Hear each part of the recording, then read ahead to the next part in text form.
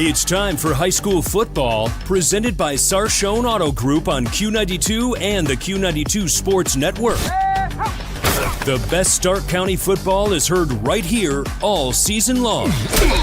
Whether you're in a car, at home, or on the go, the action is live on Q92 and streaming on the Q92 Facebook page, X, and our YouTube channel. Now, let's take you live to the stadium and our broadcast team for tonight's kickoff on Q92 and the Q92 Sports Network. Here they go! Touchdown!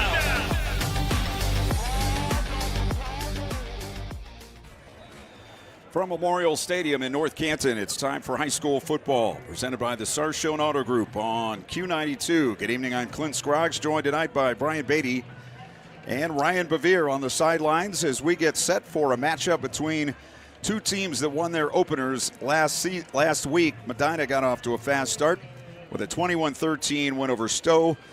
261 yards passing and 3 touchdowns for junior River Blomquist. Kellen Hathaway, Sid Lloyd combining for 11 catches, 153 yards at all 3 scores. Hoover, even more impressive. They beat Akron Buchtel 30-0, limiting the Griffins to 69 yards of offense, led by senior linebacker Carter Lukens with 13 tackles, 3 for loss.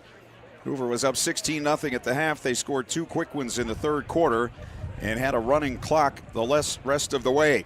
So a couple of teams getting ready to go 2-0 and get closer to that conference season coming up.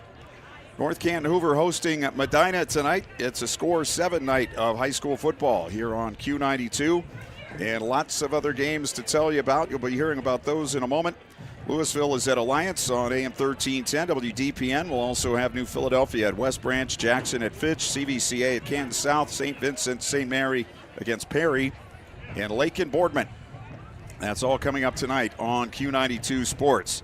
Take a timeout, and we'll hear previews of those games, and we'll also hear from the head coaches of the two teams here this evening. Larry Laird for Medina and Brian Baum for North Canton. That's coming up in a few minutes, so stay tuned. You're listening to High School Football, presented by the Sarshone Auto Group on Q92.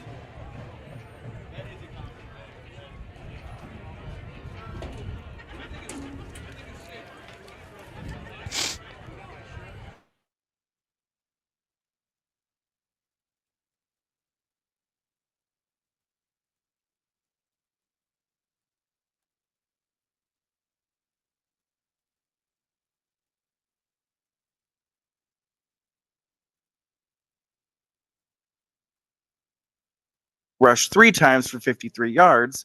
Senior wide receiver C.J. Carlson, who caught 4 passes for 68 yards, and QB Parker Rager went 13 of 23 for 105 yards, but throwing 2 interceptions. The 5-time defending Eastern Buckeye Conference champions West Branch Warriors come home to a renovated Clinton Haycock Stadium.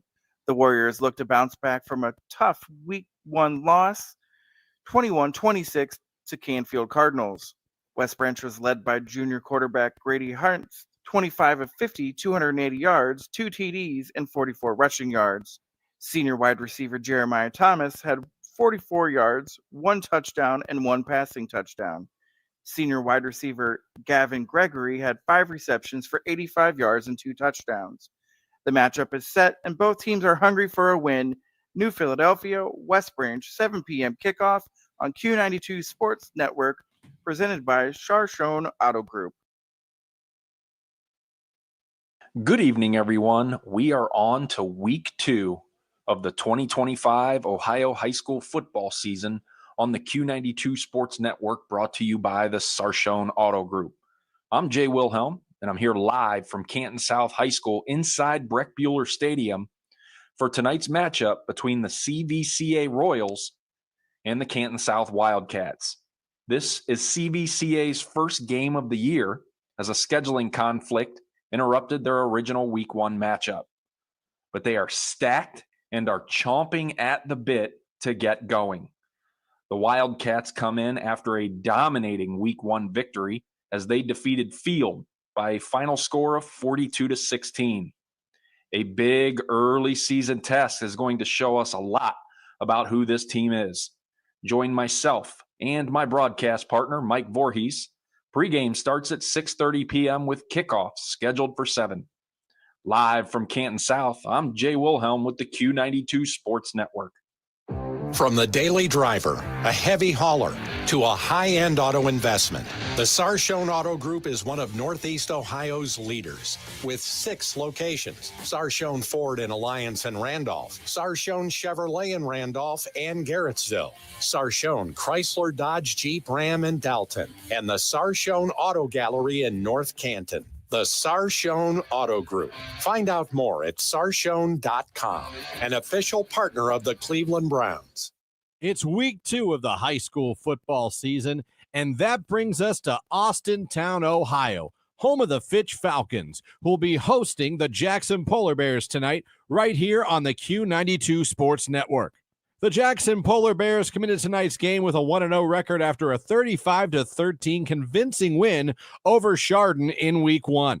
The Polar Bears were led on the ground by Chase Maurer, who scored multiple touchdowns in the game, and backup quarterback Carter Mulliman, who had a great performance, including a touchdown pass to Corey Jacobs. Filling in for starting quarterback Lucas Eckerman. Coach Rohr and his Polar Bears look to continue that momentum on the road tonight here against Fitch. As far as the Fitch Falcons go, they dropped their season opener last week to Hudson by a score of 28-14. There were some bright spots for Fitch in the loss to Hudson in Week 1. Quarterback Colin Callagher threw for 153 yards on 19-33 passing with 1 touchdown and a pick. But running back DeAndre Richard was the story as he rushed for 224 yards on 18 attempts. It's a matchup of former Federal League foes, Jackson and Fitch, and you can hear it all tonight right here on the Q92 Sports Network by going to Q92Radiosports.com or Q92 Radio on YouTube. I'm Christian Bigglesworth for Q92 Sports. These are not the Lake Blue Streaks that you've come to know. Instead of the big brawny boys that the Blue Helmets would trot out to the field every fall, the 2025 edition runs faster, jumps higher, and can punish you on both sides of the football. That's exactly what happened last week in their season opener at Division V powerhouse South Range, 49-13. Quarterback Ty DeGeorge was really a Swiss Army knife, accounting for 5 touchdowns, 3 on the ground, 2 through the air, and 1 on a 70-yard punt return. And with his dad, Dan, leading the show for his 13th season, Lake has become an early dark horse candidate in the Federal League. But they'll make the drive on 680 again as they head to Spartan Stadium to take on Boardman. The Spartans are coming off a heartbreaking 29-28 Week 1 loss at the hands of the Twinsburg Tigers at home, all in part to a 44-yard go-ahead Tiger touchdown with 19 seconds left. You know the wing tee offense teams like Perry made so famous in the area? Well, Boardman does it too, along with some other tricks up their sleeves offensively. The Spartans have scored 20 or more points in their last 4 regular season games. Will the Blue Streaks head back to Lake Township 2-0, or will Boardman go back to 500 through the first 2 games? Find out tonight at 7 o'clock on the Q92 Sports Network as Robert Coleman and I bring you all the action. From Spartan Stadium in Boardman, Matt Corrali, the Q92 Sports Network.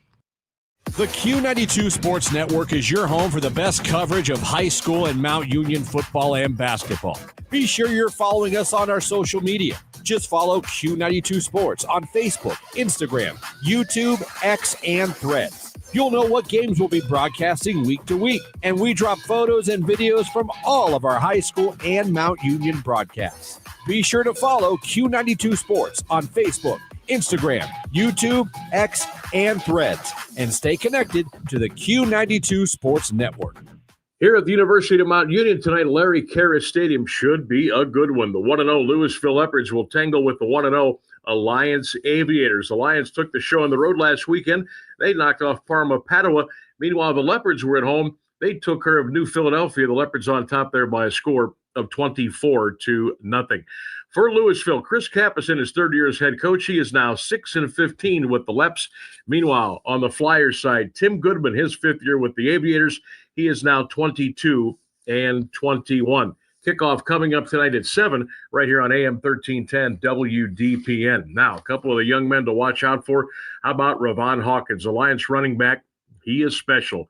He's going to give the Aviators a chance to score almost every time he touches the ball. He's only 5'8", 150 pounds, but he can get it done. Almost 1,000 yards on the ground last year as a junior. Meanwhile, Louisville running back Owen DiMarzio, 637 yards on the ground a year ago at 4.3 a carry. He also scored 5 touchdowns, 890 total yards from scrimmage 1 year ago. It's going to be a good one. The weather's going to be great. Should be a big crowd tonight as well. Join me, Sam Berkwin, and my partner, Caleb Norick, 7 o'clock to kickoff. Alliance at Louisville on AM 1310 WDPN. Welcome to week 2 of high school football, and welcome to Wakefield Stadium for the matchup between the 0-1 Akron St. Vincent St. Mary Fighting Irish and the 1-0 Massillon Perry Panthers. Last season, the Panthers won in week 2, 17-0 over the Irish. It was a tough week 1 for the Fighting Irish, who suffered a 42-0 shutout loss to Nordonia. Coming off a 1-9 season, the Irish are trying to build momentum under second-year coach Dorian Grant. They'll need better production from sophomore quarterback Will Adamson and must cut down on turnovers after committing 4 last week. The Irish have lost 10 straight games dating back to last year. It was the program's fewest wins since St. Vincent and St. Mary merged in 1972. Perry's new head coach, Spencer Leno, got his tenure off to a roaring start with a 41-14 victory over Canton Central Catholic last week. The new-look Perry offense looked dynamic under sophomore quarterback Cameron Treharn, who was 6-9 passing for 182 yards and 2 long TDs in his first varsity start. First, a 70-yard touchdown pass to Jaden Wilson, and then a 56-yarder to Nazir Foster. The running game is also a strength for the Panthers, with Connor Shepard and Jonathan Lemming combining for 176 yards and 4 touchdowns week 1. Catch all the action on Q92radiosports.com, along with the Q92 YouTube channel. Join me, Ryan Keller, and my broadcast partner, Coach Antonio Hall, for the call. Kickoff set for 7 o'clock. For Q92 Sports, Ryan Keller. Go back and relive all the action with Q92 Sports on SoundCloud. Whether it's high school or University of Mount Union football and basketball, we've got you covered from 2016 through today.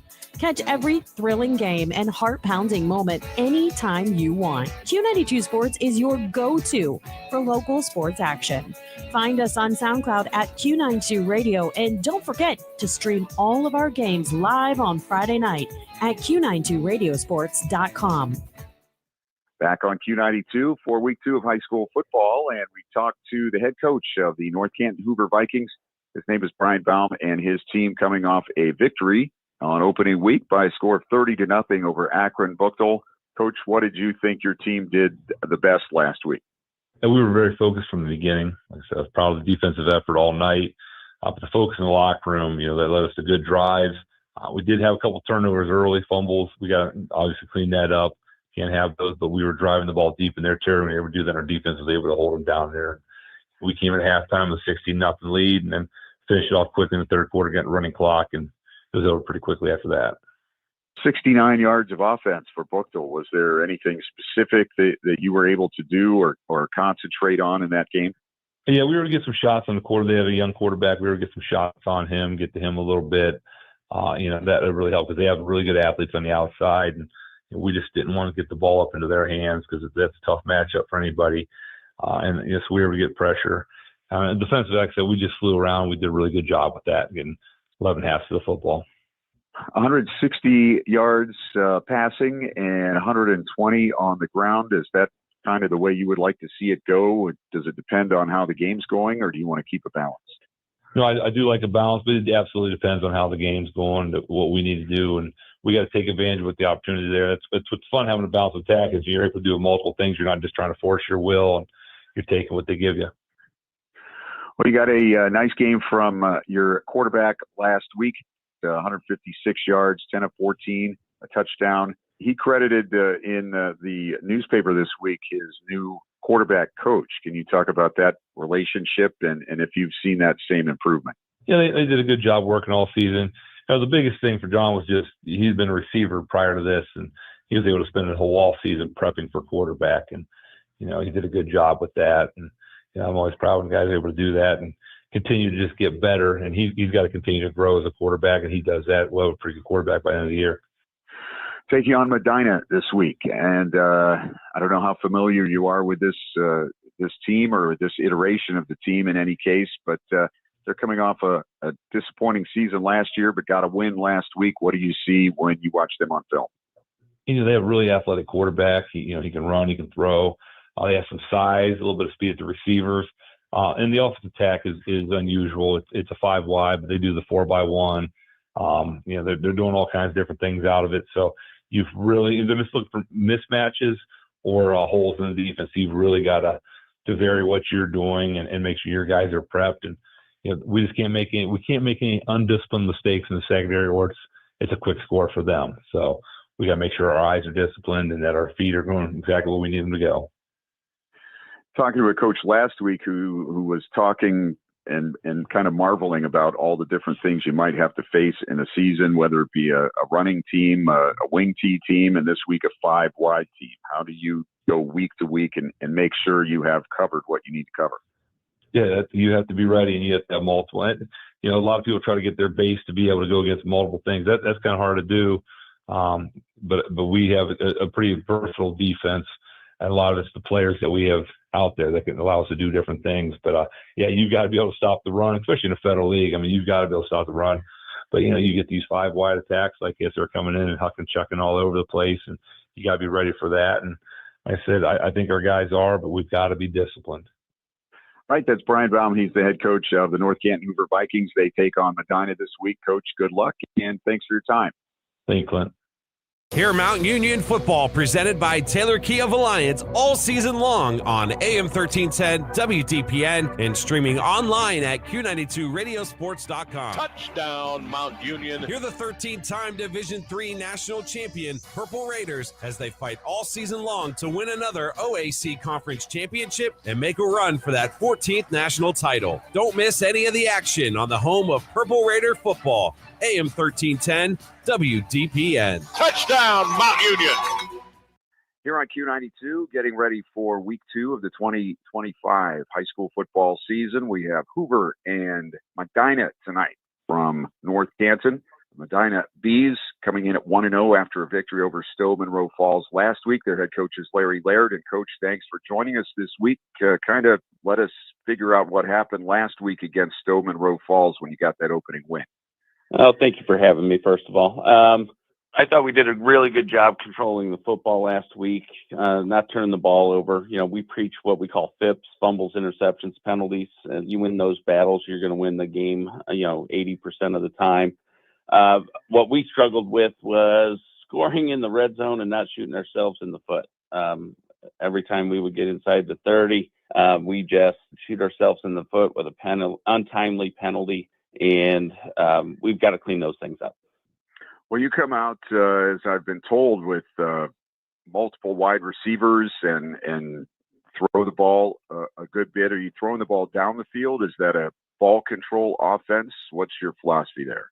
It all depends on what the defense has given us. I mean, we'll stretch the field. We want to stretch the field vertically and horizontally, 100 yards and 53.5 wide and 100 yards vertically. That's our philosophy, is make them defend the whole field. Well, you got a nice game, at least statistically, from your quarterback last week, River Blomquist. 22 completions, 3 touchdowns. Is that kind of the way you want your offense to go? I know you wanted some more points when you had the chance, but how was he in operating the offense? He did a really good job. He was very efficient. And for his first varsity start, he's only played 1 varsity series ever up until last week. So I thought he did a really good job. Gives us some athleticism at the quarterback position. And he's a big kid, too, about 6'3", 200 pounds. So he did a really good job for us. Had not really played quarterback before. He started as safety for us last year. So when he was a freshman, he played like 3 games. And then last year he played a couple of games in JV. And then for that kind of lack of experience to come out and play as well as he did, very happy. Also spread the ball around. I count 6 different players caught a pass last week. Yeah, well, that's our offense. It's who's ever open. We want to read the space and read the grass. we don't really teach too much coverage anymore. We really teach running the grass. That's our philosophy. Defensively, how do you attack the other team, and what can we expect to see Friday night from them? You're going to see a 3-3 stack, and you'll see multiple fronts from us. But for the most part, we're in a 3-man front.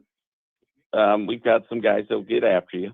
But I thought they played really well last week and really pulled the game out for us last week. We sputtered a little bit in the third quarter offensively, and our defense, we put them in a couple of bad positions, and with their back to the wall, they really came up big for us. Well, you have North Canton Hoover this week. First of all, your philosophy in scheduling a game like that on the road early in the season, and what you expect from Hoover this week. They are very athletic, and they really run to the football defensively. They've got some really good athletes, and I think it's going to be a really good matchup, to be honest with you. I think that our teams are very similar. You're going to see Coach Baum line up in some empty and some multiple things offensively, and defensively, they're very much like us, run to the ball, and, you want to get hats to the ball, and they do a really good job at that. All right, that's Larry Laird. He's the head coach of the Medina Bees. They visit North Canton this week, take on the Hoover Vikings. Coach, good luck. Good luck all season, and thanks for your time. Oh, thank you very much, and thank you for everything you guys do for high school football. We appreciate it. RG Dreg, Stark County's premier career center, offers programs that prepares its students at the high school level for careers and continued education beyond high school. Upon completion, RG Dreg students have an immediate opportunity to obtain a well-paying job in many exciting career fields. We offer everything from culinary, dental assisting, engineering, sports turf and landscape, welding, and so much more. Contact RG Dreg to find a program and career that's the perfect fit for you. RG Dreg, where careers begin.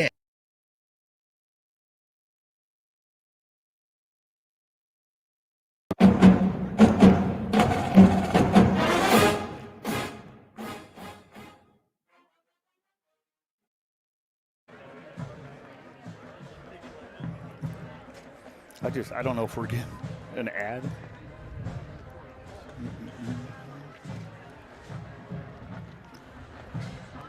All right, we're back here at North Canton Memorial Stadium as we get ready for the North Canton Hoover Vikings and the Medina Bees. Both teams coming in at 1-0, and both with impressive games last week. Sophomore quarterback leading the way for Medina, River Bloomquist. He had an impressive first game, and actually his first, as his coach has said, first varsity start at quarterback after playing defense last year. I guess my big question is, can he replicate what he did last week on the road against a really good defense? Yeah, exactly. It's he had a good test against Stowe, but like you said, on the road, and he has some familiar, playing defensive back all last year. But yeah, very impressed with North Canton's defense, and I know they're probably going to put some pressure on him tonight. As we said, 22 of 38, 6 different receivers last week for River Bloomquist. No interceptions, 3 touchdowns. Medina runs a 5-wide offense.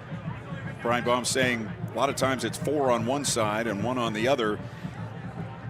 An interesting concept by the coach that you picked up on when he was talking. Yeah, he was talking. They don't really have routes. They run to space, to the green space. So they want to find openings in the defense and take advantage of it. So that's unique in a way. You're not familiar exactly where they're going to be, but hey, you find the open spaces, you get the ball to them.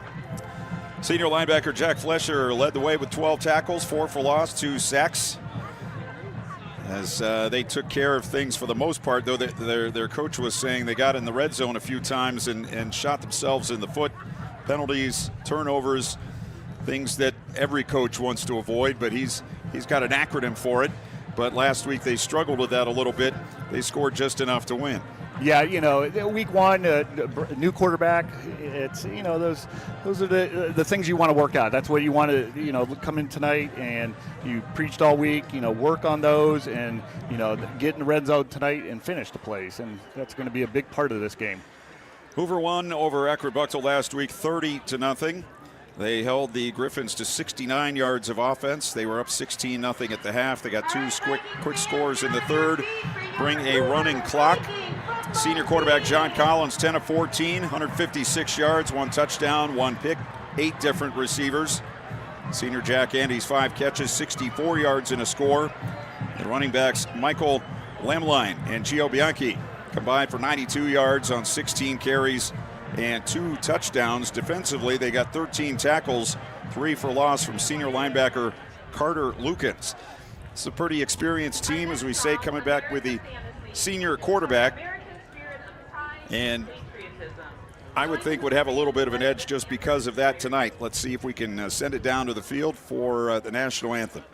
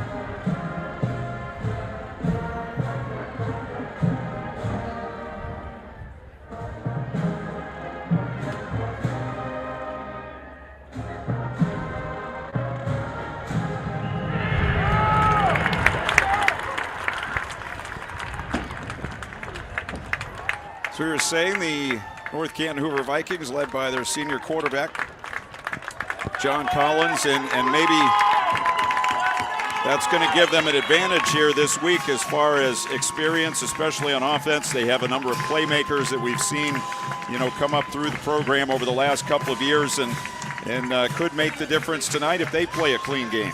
Yeah, absolutely. He was thrown into the mix last year with an injury and really performed really well. And he got better. We watched him a few times last year, and he got better as the season went on. So I'm looking for a great season out of him. He's a big kid that throws the ball nice, and he has a lot of weapons. So once again, I think Hoover's a very dangerous team this year. They need to stay healthy, and I think they can do some big things in the Federal League. All right, we are at 63 degrees. The wind chill is 58 because we have about a 10 to 15 mile an hour breeze. And it's coming across the field from the far side to the near side, so it might not benefit any particular team offensively or defensively, but we'll have to wait and see on that. Medina will receive the opening kickoff. These were 2-9 last season after going 47-15 in the previous 5 seasons.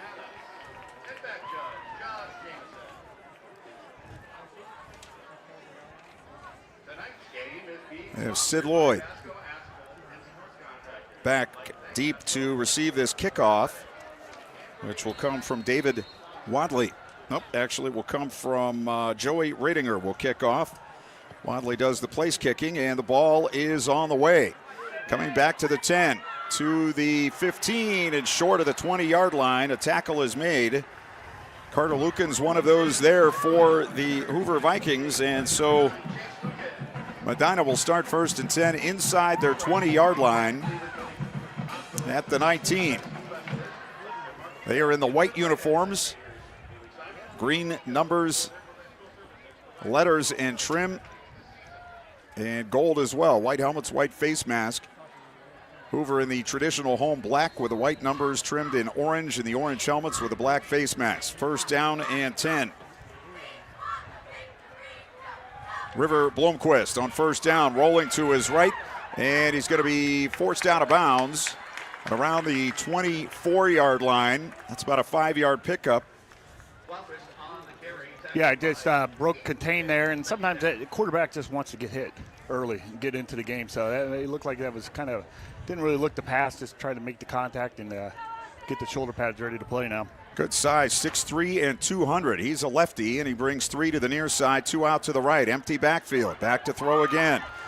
Flushed out, throws back over the middle. It's caught over the 40-yard line. Catch by Sid Lloyd. And they will spot him on the 42, and that is a 1st down. 18-yard pickup. Yeah, when we talked about finding green space, 3 white jerseys were in the same area, so they kind of all found the same green space, and he connected. Blomquist back again. And he's rushed, and he's going to be sacked back on the 37-yard line. First one there for Hoover was David Tully, a senior. And so that'll be a loss of about 4 on the play. 2nd and 14. We're just underway. We sit on the visitors' side here at North Canton, looking into the sun, which is just about to go behind the bleachers on the home side across the way. Back is Blomquist setting up a screen. Lloyd has it, trying to cross the field. Dragged down at the 36-yard line on a nice play. Coming across the field by Chase Lukens. Lukens, the senior, makes the stop at the 37. That is a no gain on the play, so it'll be 3rd down and 14 for the Vikings. Again, trips near side, 2 out to the right. Blomquist back, rolling near side, throws it in the flat, and nearly picked off. Jump in the route was Jack Andes for the Vikings. And it was basically a 50-50 ball. Neither one able to control it. It fell to the turf. And the Medina Bees will be forced to punt after picking up 1 first down. Back to receive for the Vikings, Bryson Bayer. And Beckett Vogren will punt for Medina. Good snap. Flags first. And we will have an offside call against the defense. So that will make it a 4th and 9 for Medina. Up at around just over the 42-yard line. Now, if I'm Bryson, I back up a little bit. He got a punt off there, and it went about 20 yards over his head. So I'll make a little bit of adjustment here on the return. The wind is kind of shifted. It is behind Medina right now. That last one. So Vogren gets the snap, has time to kick. This is a low line drive, and it's going to go over his head again and take a bounce inside the 10 and right into the end zone. So 58 on the punt, 38 on the net, and Hoover will have it 1st and 10 from their 20-yard line with 9:48 to go in the first period. Vikings offense has Brian Girdlestone at center, Jack Ziarko and Nolan Martin at the guards, Jasper Reitz and Ian Kirkpatrick at the tackles. Quarterback is John Collins, Michael Lamline, and Gio Bianchi will split time in the backfield. Bryson Bayer, Jack Andes, Aiden Kavanaugh, Drake Cooper, Elijah Freisen will all be out there this evening on offense for Hoover on 1st down from the pistol. It's a throw out to the far side and a catch at the 25 and outside and down the sideline to the 34-yard line for Hoover goes Drake Cooper. Senior wide receiver makes the catch. And nice catch and nice yards after contact there. Got up the sideline pretty quick. They completed passes to 6 people last week. He was not one of them. He catches his second, though, in a row here on the far side of the field, and he'll go out of bounds on the 39. That was a 1st and 10 play from the 33, so they pick up 6 on that play and getting the quick passes out in front of the Medina defenders. Empty backfield. Collins, and Medina jumps off sides for the second time.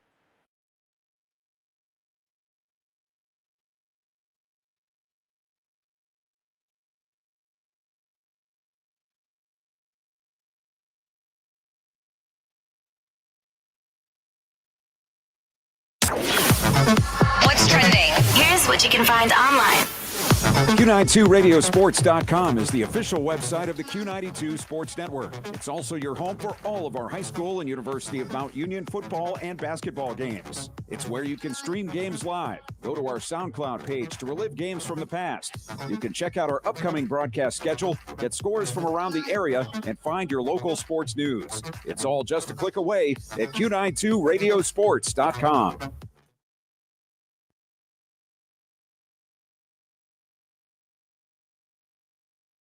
Hear Mount Union football presented by Taylor Key of Alliance all season long on AM 1310 WDPN and streaming online at Q92radiosports.com.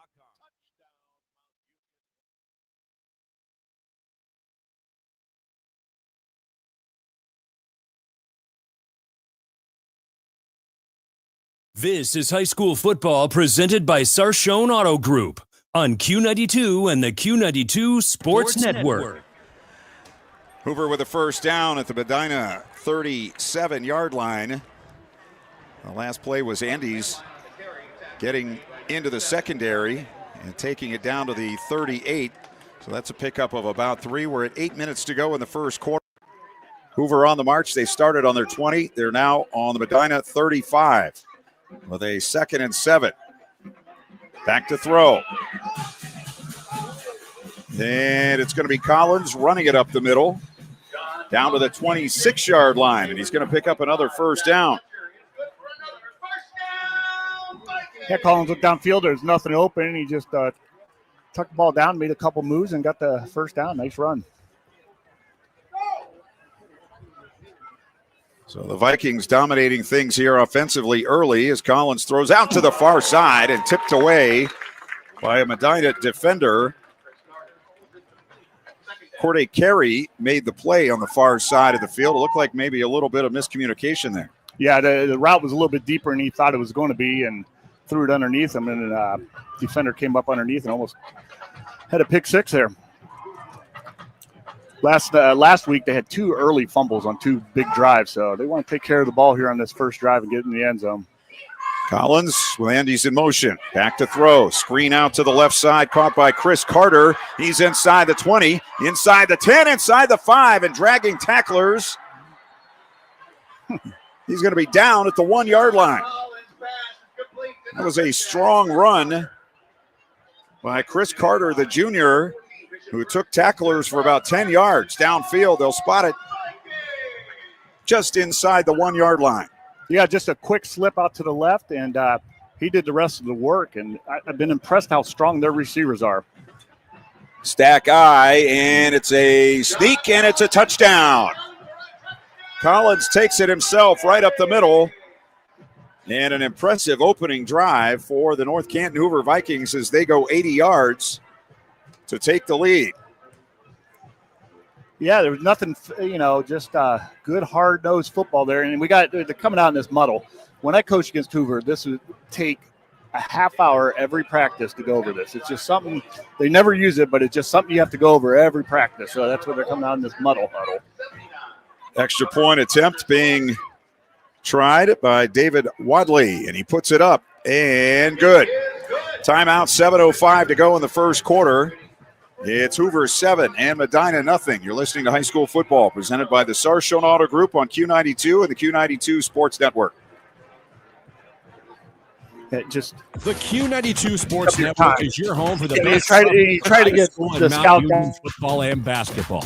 Be sure you're following us on our social media. Just follow Q92 Sports on Facebook, Instagram, YouTube, X, and Threads. You'll know what games we'll be broadcasting week to week, and we drop photos and videos from all of our high school and Mount Union broadcasts. Be sure to follow Q92 Sports on Facebook, Instagram, YouTube, X, and Threads, and stay connected to the Q92 Sports Network. This is high school football presented by Sarshone Auto Group on Q92 and the Q92 Sports Network. Well, an impressive drive there for the Hoover Vikings, picking up where they left off last week.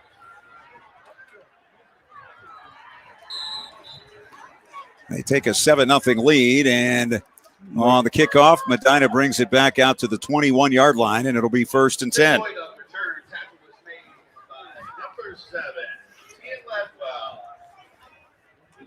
So the Bees offense will come back out.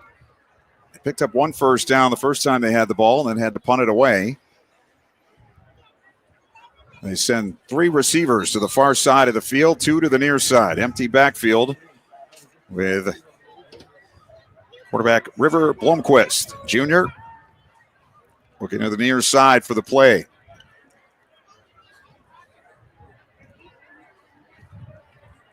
A bit of a high snap, slings it out to the near side, and it's caught by Sid Lloyd. And that is a minimal gain, maybe a yard or 2 on the play there for Hoover, Seth Thorland, and Joe Nadowski. With no backs in the backfield, that's just really a long handoff. You can get 1 or 2 yards by running the ball up the middle or just throwing it out wide quick. Lloyd had 6 catches for 71 yards and a score last week. And a catch on the first possession. And now 1 here. 1 receiver to the near side and 4 out to the right. Kellen Hathaway, the near side receiver. Blomquist back. They look his way, and it is incomplete. I don't know if it hit him on the chest or if it was deflected, but in any case, the ball bouncing off the receiver and near a Hoover defender, but it falls to the turf. I think it went off the back of Aiden Cavanaugh there. He made a great play on the extra point. It was a bad snap. He would bounce back, and he made a nice play. So that's 2 in a row there for him. 3rd down and 9. And coming in motion near side. Blomquist back. 3-man rush. Throw over the middle. It is caught. And the ball is to the 32-33-yard line. That is Kellen Hathaway on the catch, and they pick up the 1st down. They needed 9. And they got 11. So a 1st down here for Medina with 5:58 to go in the first period. Hoover on top 7-0.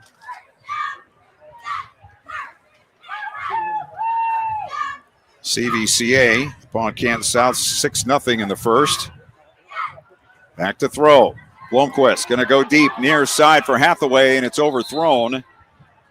Well covered on the play by Hoover's Brady Hassan, a junior, who had inside position, and that one was best to be overthrown.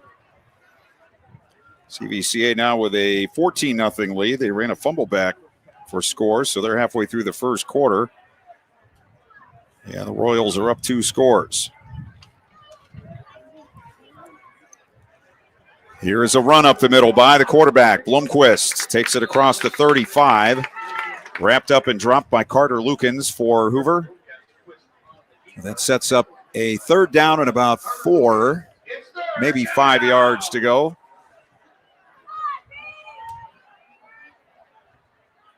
This time trips out to the right, 2 to the near side. Signal coming in from the near side bench. Blomquist takes the snap. Quick sling to the near side, and it's incomplete, and it's going to be a flag against Hoover.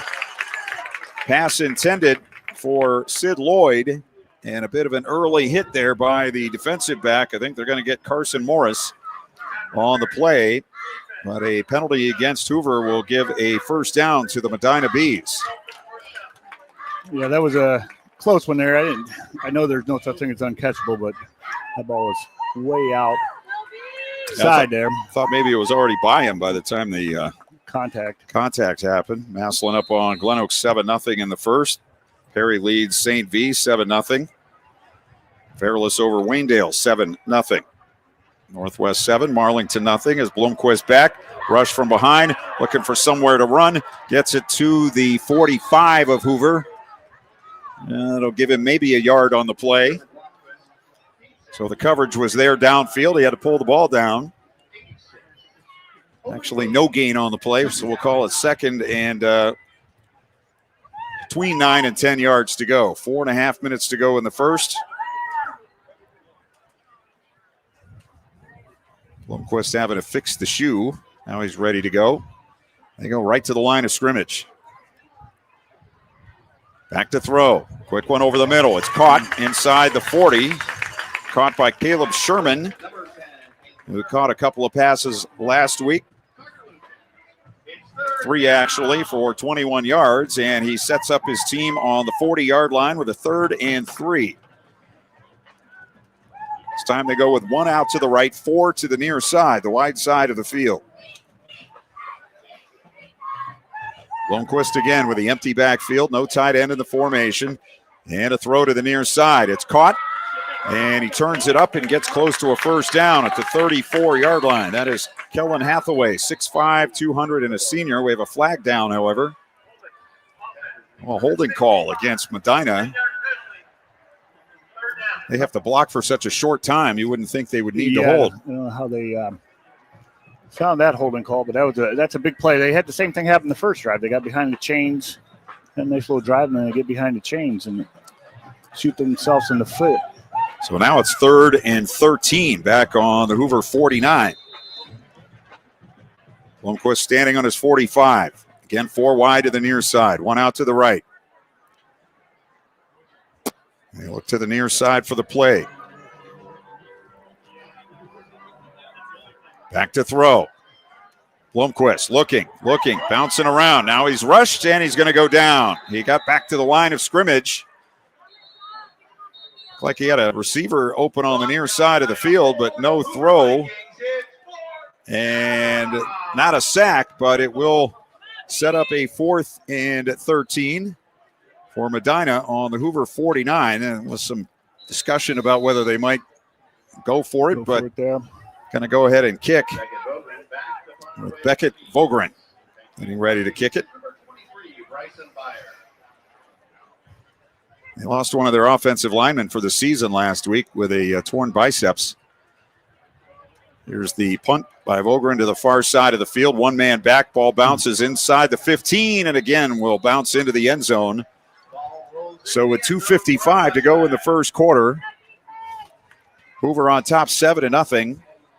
And the Vikings, who went 80 yards on their last possession pretty quickly, are going to get it back again on their own 20-yard line. Yeah, Medina just needs missed a few open field tackles, take care of the tackling. But like I said, Hoover wide receivers are strong. They get a lot of yards after the contact. Lake 7, Boardman nothing, and tussle up on Chippewa 14-7.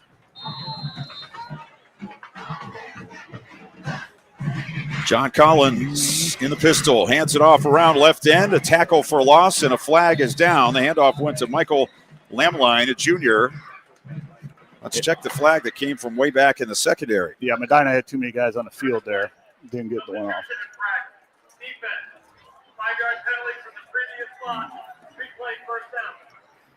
It's a big penalty there.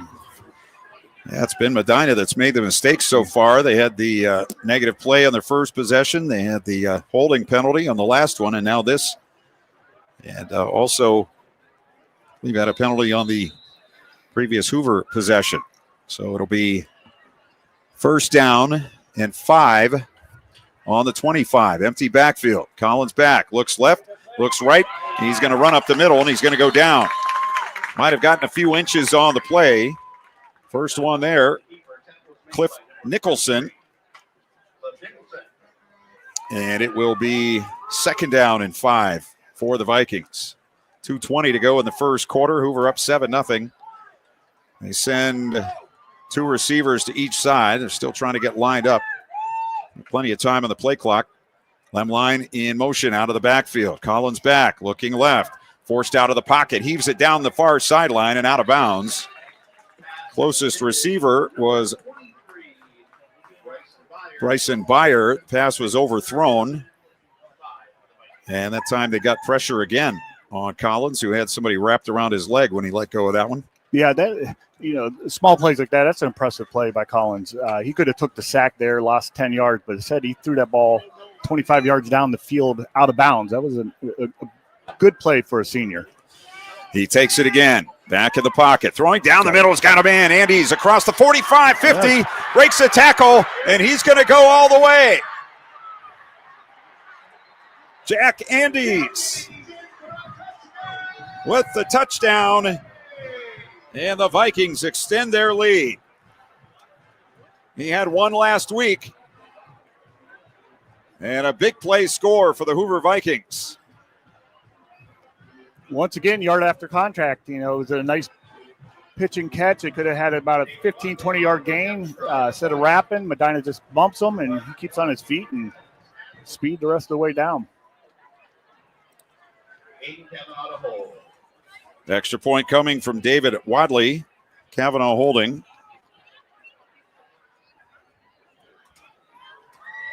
Good snap. Ball down. Kick up and good. Timeout on the field. 1:48 left in the first quarter.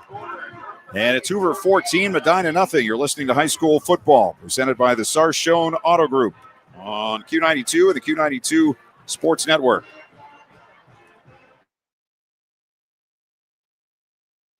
From the daily driver, a heavy hauler, to a high-end auto investment, the Sarshone Auto Group is one of Northeast Ohio's leaders. With 6 locations: Sarshone Ford in Alliance and Randolph, Sarshone Chevrolet in Randolph and Garrettsville, Sarshone Chrysler Dodge Jeep Ram in Dalton, and the Sarshone Auto Gallery in North Canton. The Sarshone Auto Group. Find out more at sarshone.com, an official partner of the Cleveland Browns. This is high school football presented by Sarshone Auto Group on Q92 and the Q92 Sports Network. Joey Riedinger to kick off for Hoover. Sid Lloyd takes it on the 10. Up the middle, 15, 20, breaks a tackle, but he's wrapped up quickly as he crosses the 25-yard line. First hit there for Hoover by Jake Lukens, a sophomore. So it will be 1st and 10 for Medina, and find themselves in a kind of must-score situation here, already down 2 touchdowns late in this first quarter. Yeah. As you said, that on that last pass, one of the defenders tried to bump the receiver off his feet. Instead of wrapping him up, he just bounced off and kept going. Absolutely. Yeah, like I've said from the beginning, and Hoover's wideouts are very strong, and they have nice speed, but they're good, strong kids. And what I've seen so far in this game, every name we've called almost all night, senior. So that's just shows you this team's a senior-oriented team that's ready to play. Blomquist back to throw, 3-man rush. No one to throw to. Now he comes to the near side, and he's going to be wrestled out of bounds at about the 30. So he'll pick up about 3 yards on the play. Brought down by Carter Lukens. Second and 7. 1:40 left in the first. And that looks to be the Hoover strategy. Going to cover with as many as possible and force Blomquist to either make a choice or pull it down and run. Into the backfield. And there's a handoff and no gain there for Sid Lloyd, who was hit immediately in the backfield by Aiden Kavanaugh and dropped for a loss back on the 29-yard line. Yeah, great play by Kavanaugh there coming up. I don't have how big is he? He looks smaller than all the other ones out there. And yes. I tell you what, he plays big though. Because Hoover has some nice size, and Kavanaugh looks a little bit smaller than all of them, but he doesn't hit like that. So it will be 3rd down and 8. So we're at 1 minute to go in the first quarter. Blomquist back.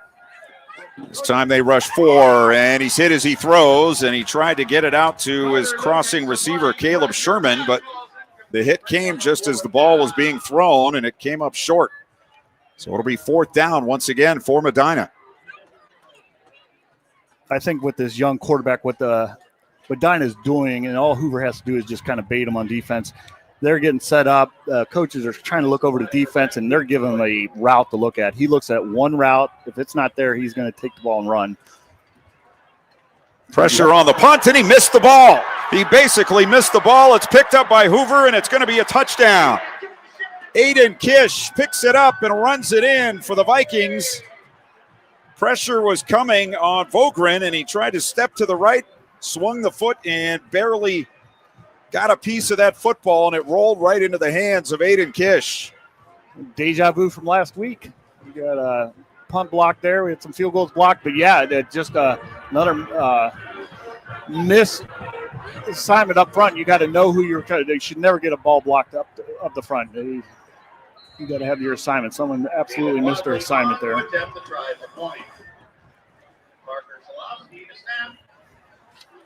So another extra point attempt here with 45 seconds to go in the first quarter. David Wadley will look for his 3rd in a row. And the kick is good. Timeout.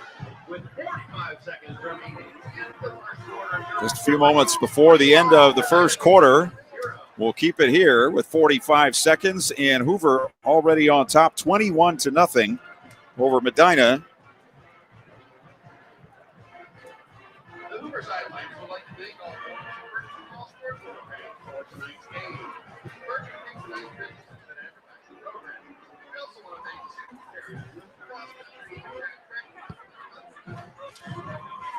And Hoover getting ready to kick off for the 4th time here in the first quarter.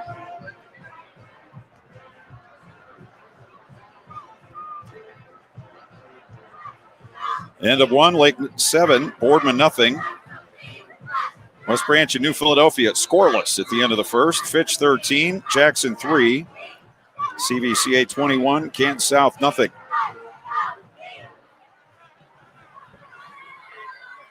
Kickoff coming down to the 11-yard line. Out to the 20, 25, 30. And that's the end of the line for the Medina return man, who was Dylan Pay. So the clock didn't run on that kickoff return, by the way, still at 45 seconds. So on the 30-yard line, 1st and 10 again for Medina. They've had decent field position. They've moved the ball a little bit, but they've had trouble with a couple of penalties. And now the special teams disaster. And they find themselves down by 3 scores in the first 11-plus minutes. Roll to the near side. Blomquist stops. He's going to run 35 and out of bounds. They'll put him on the 36-yard line. So he picks up 6 yards. And 37 seconds left in the quarter.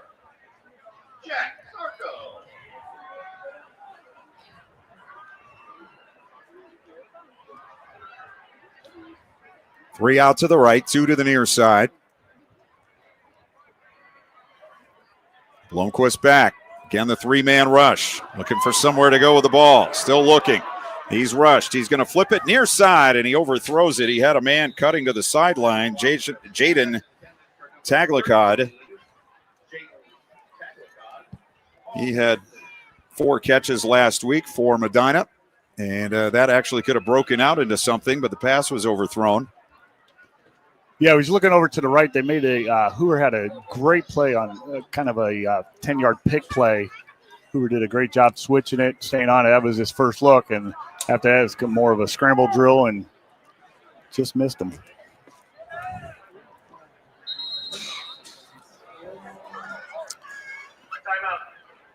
Now Medina's going to take a timeout here with a 3rd and 4 on their own 36.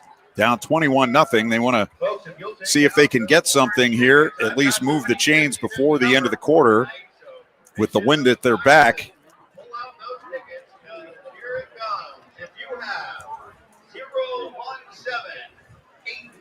Again, 017-867. Please report to the home side press box.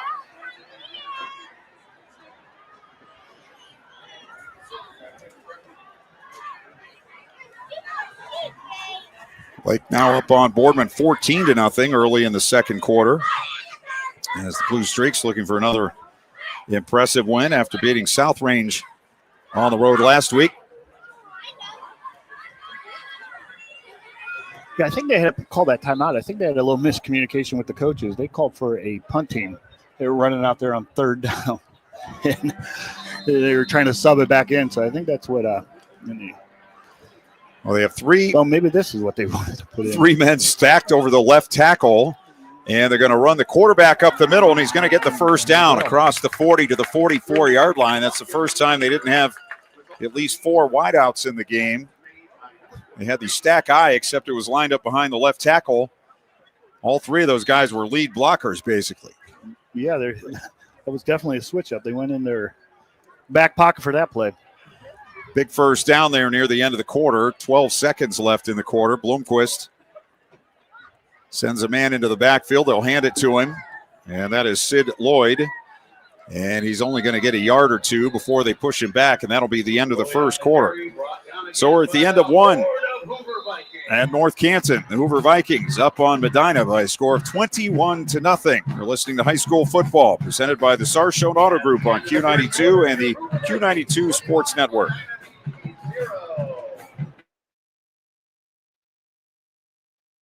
Peace of mind. It's one of the most important benefits that we can offer at Friends and Family Credit Union. Welcome to Family Secure Checking. It offers unrivaled security to protect your everyday finances and purchases, as well as comprehensive identity theft protection and reimbursement coverage, credit file monitoring, benefits for travel, shopping rewards, and cell phone protection that includes repair or replacement for up to 4 phones on your cell phone plan. It's time to bring a friend into the family.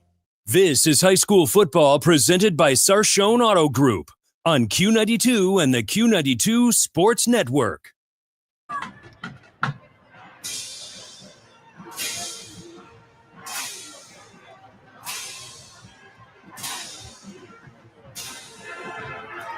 Second quarter ready to get underway from Memorial Stadium in North Canton. The Hoover Vikings with a 21-0 lead over Medina. The Bees got a first down there right before the end of the quarter. They'll have a 2nd and 9 as we start up the second. Medina will be moving from our left to our right, away from the scoreboard at Memorial Stadium. As I said, we're on the visitor side in the press box here.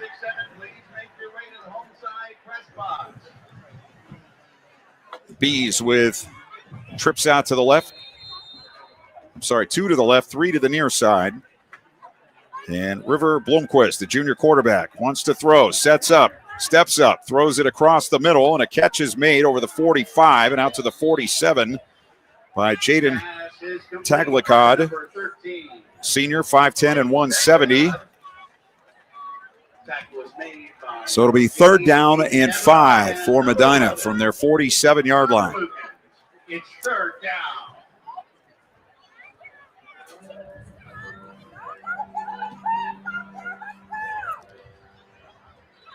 Medina moving from the Greater Cleveland Conference.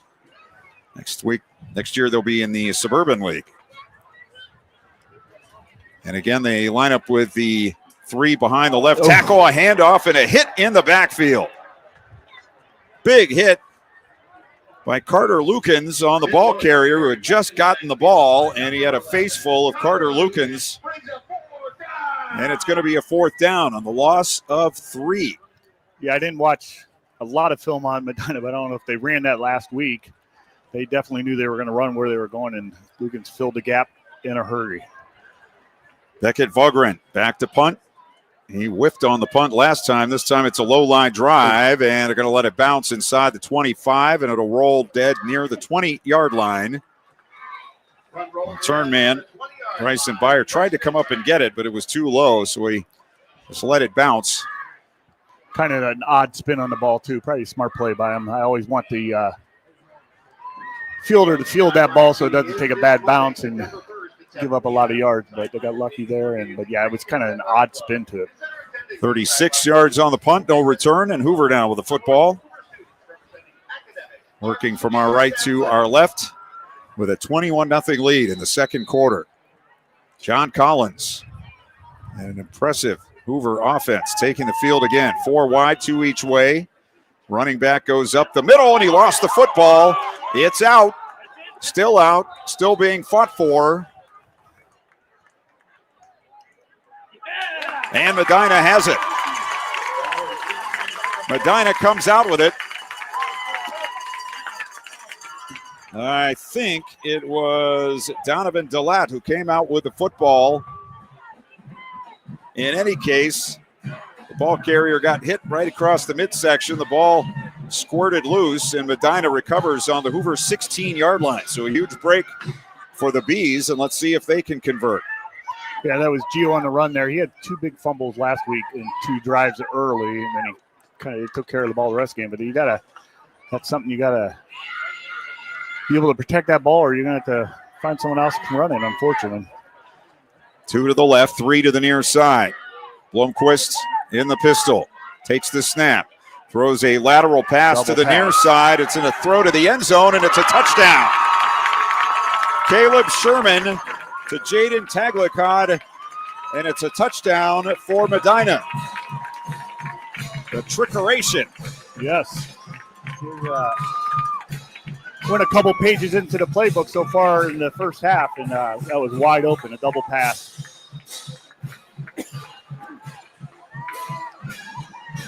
So Medina with a huge play. They got the turnover, and they convert it into points. Landon Cusick for the extra point. 3 for 3 last week. Sid Lloyd is the holder. Ball down, kick on the way, and it is good.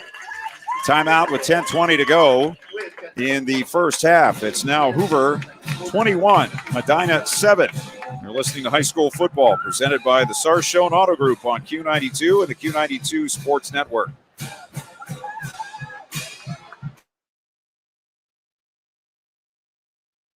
Go back and relive all the action with Q92 Sports on SoundCloud.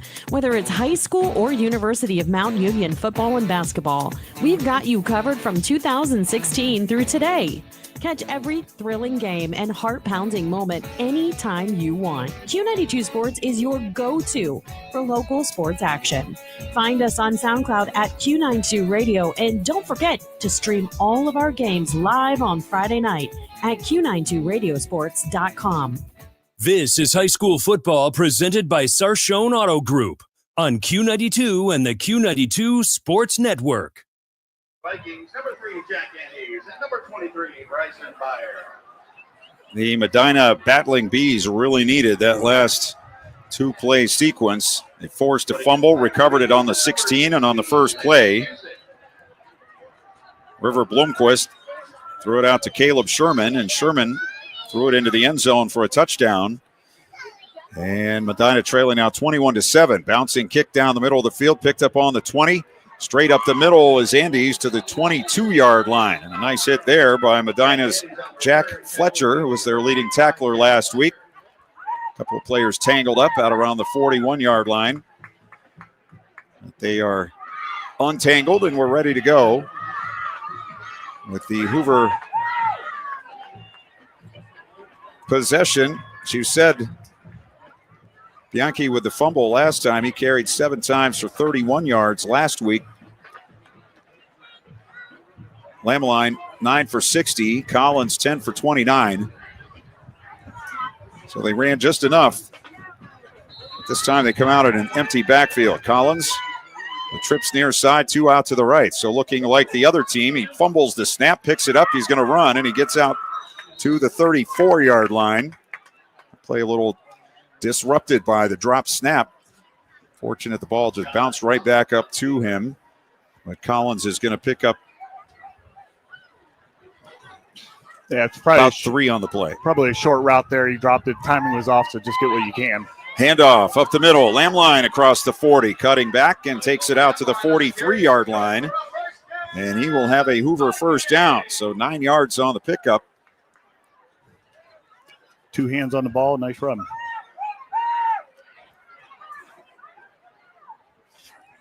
Lamline, a junior. Again, they go empty as Collins back. Blitz up the middle, and he's hit as he throws, and it's incomplete. Charging up the middle was Johnny Nunn, senior linebacker, forcing that throw into the turf. So it'll be now second down and 10 from just outside the 43 for Hoover. They lead 21-7, 9.5 to go in the second quarter.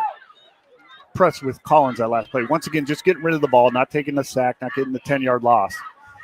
Back again he goes, looks right, looks left. Now trying to direct traffic. Now he's going to run. 45, near side, 50-yard line. And down there in the arms of Donovan Delat. And that'll be about a 7-yard pickup, maybe 6.5. Ball right on the 50-yard line. He put a little Allen Iverson crossover on the safety coming up and got another 5 yards.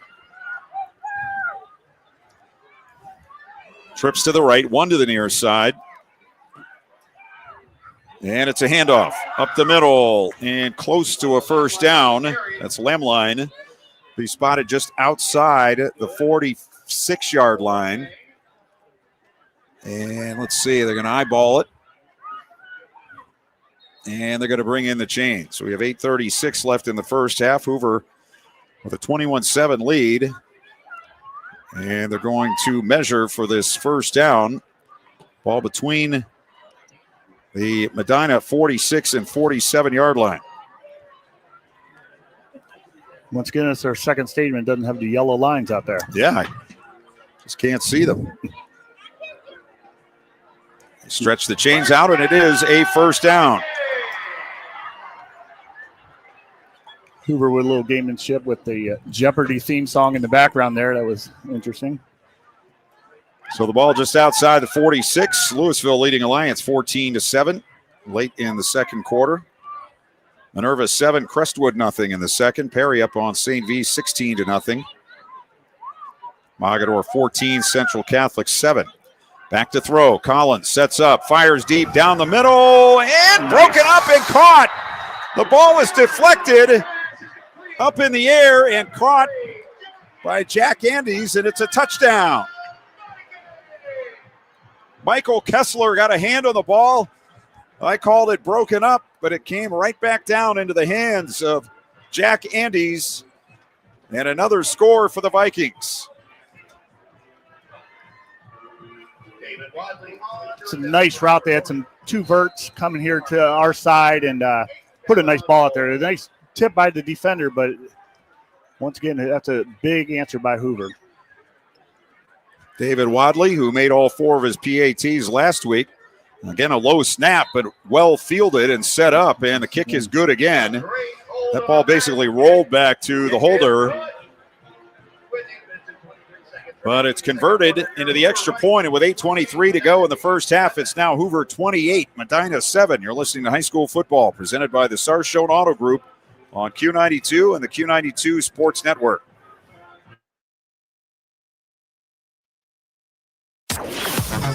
What's trending? Here's what you can find online. Q92radiosports.com is the official website of the Q92 Sports Network. It's also your home for all of our high school and University of Mount Union football and basketball games. It's where you can stream games live. Go to our SoundCloud page to relive games from the past.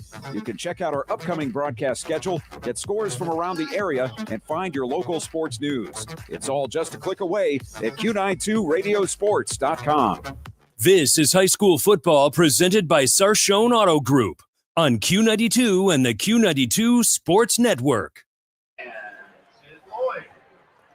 Joey Radinger to kick off for Hoover.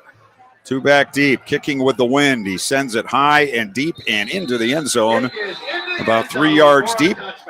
And it will be 1st and 10 on the 20 for Medina. And the wind is actually making a difference tonight. It was across the field just before game time, but right now it is blowing straight from our right to our left. And so the team going right to left as we watch them here in the second quarter has the advantage. Medina now down 28-7. They defended that last play perfectly. They had the people in the right place. Defender got a hand on the ball, still ended up as a touchdown. Yeah, they just unfortunate for Medina there. Just the only thing you could tell them is maybe knock it down and set it up. Back to throw. Blomquist looking over the middle. It's caught at the 30 and out to the 32-yard line.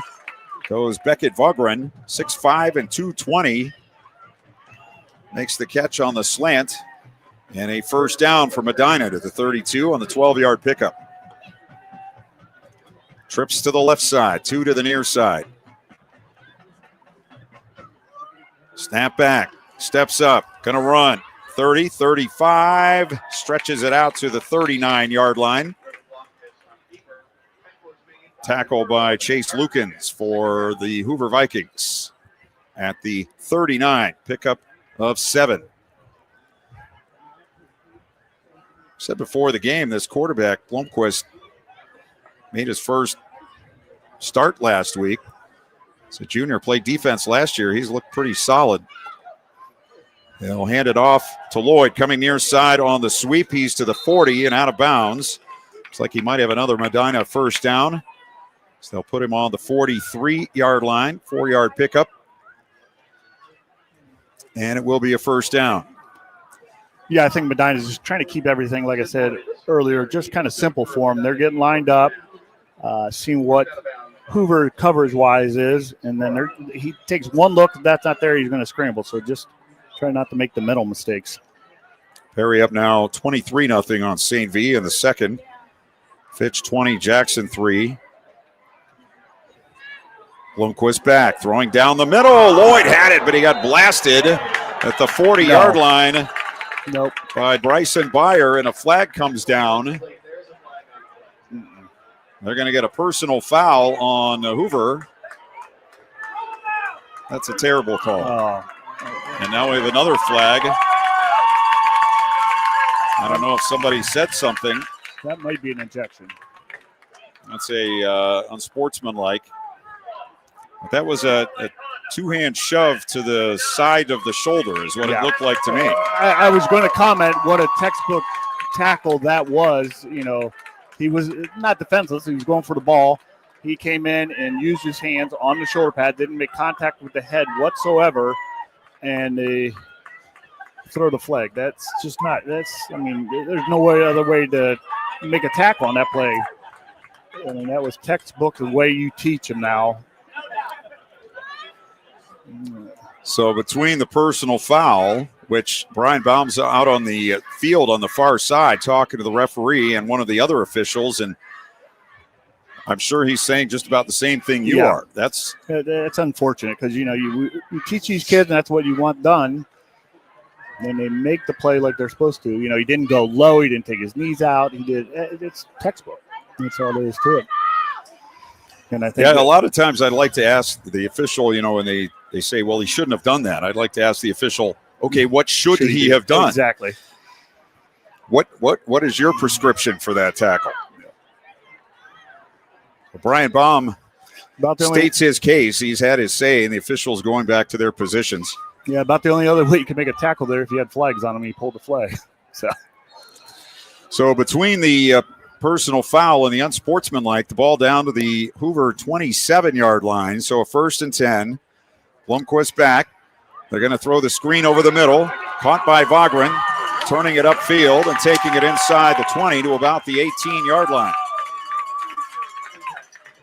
So they pick up about 9 on that play. We're at 7 minutes to go in the first half. Hoover with a 28-7 lead. Medina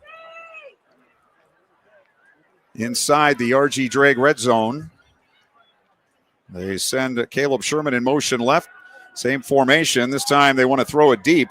And Blomquist out of the pocket. He just fires it out of bounds.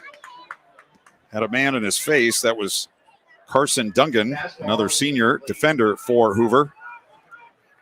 That play before 28 Nathan Sicaro made a heck of a ball play there. He had a tackle on him. He got up underneath him and probably saved a touchdown there. It was a great play by Nathan. Coming up from the free safety there.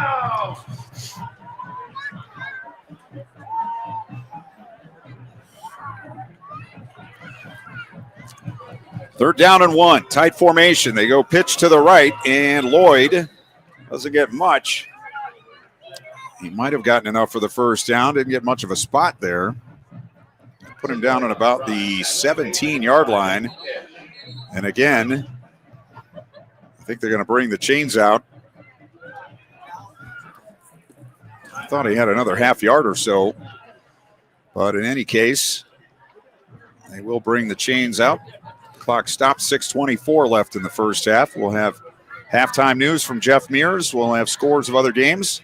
Also have our scout team player of the week, as it will be 4th and a foot. Yeah, once again, number 28, Nathan Socorro, came up from the free safety, saw the run all the way, and didn't make the tackle, things you don't see, but took on 2 defenders, made the ball go back inside. Pursuit was there, and another nice play. Once we don't have the sizes, he's not one of the biggest kids on the field, but he plays big. Louisville 14, Alliance 13, last minute of the first half. Lake 21, Boardman 7. With 4:20 to go in the half. Quickly out to the line of scrimmage. Bunch formation for Medina. And they go up the middle with it, and they're going to push it forward to about the 15-yard line, inside the 16 anyway, and that will be a first down for the Battling Bees.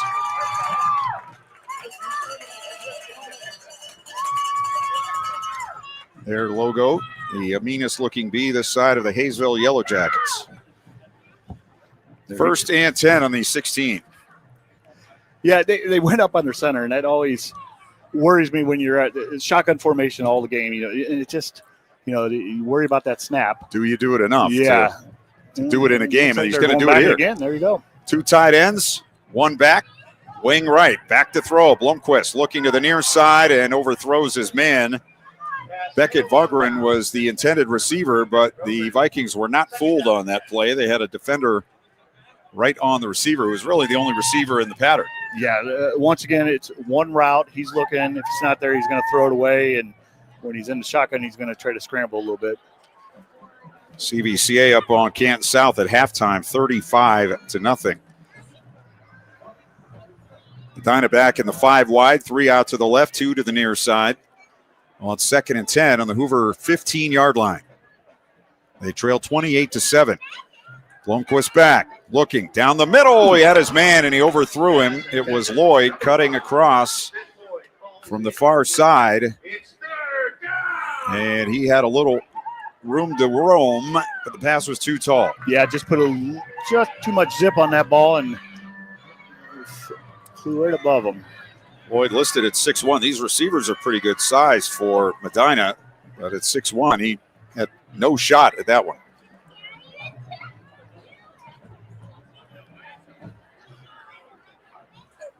Third and 10, back to throw, coming for the near side of the end zone, and incomplete off the hands of Vogren, and then he took a hit. That time the hit was put on by Hoover's Nathan Sikora on the near side of the field. He got Vogren right in the midsection with the shoulder pad.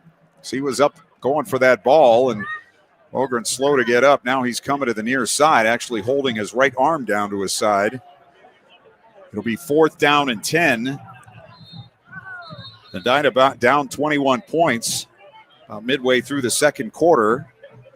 Looks like they're going to go for it on the Hoover 16. Yeah, it's been a big drive for number 28, Nathan Sikora here. He's number's been called on some big plays here. And actually, they're going to kick. They are going to kick. Their kicker is Landon Cusick. He's a sophomore. Did not attempt a field goal last week. Lloyd is holding. The wind has died down a little bit. This will be a 33-yarder. Snap down. Ball on the way. Has the distance, and it is good. Just crept over the bar. So with 5:23 to go in the first half, it's now Hoover 28, Medina 10. You're listening to High School Football, presented by the Sarshone Auto Group on Q92. From the daily driver, a heavy hauler, to a high-end auto investment, the Sarshone Auto Group is one of Northeast Ohio's leaders with 6 locations: Sarshone Ford in Alliance and Randolph, Sarshone Chevrolet in Randolph and Garrettsville, Sarshone Chrysler Dodge Jeep Ram in Dalton, and the Sarshone Auto Gallery in North Canton. The Sarshone Auto Group. Find out more at sarshone.com, an official partner of the Cleveland Browns. This is high school football presented by Sarshone Auto Group on Q92 and the Q92 Sports Network. Medina needed a score there, but they were hoping for more than a field goal. They're now down 28-10. Here's a bouncing kick along the ground, takes a high bounce and taken on the 30 out to the 35 and bouncing away from the pack. That's Carter Lukens down the far sideline to the 30, to the 20, cuts back and he's down inside the 5-yard line. All right, correct me if I'm wrong. Carter did not catch that ball. I think he lateraled it back to Carter. That was an up man that got that.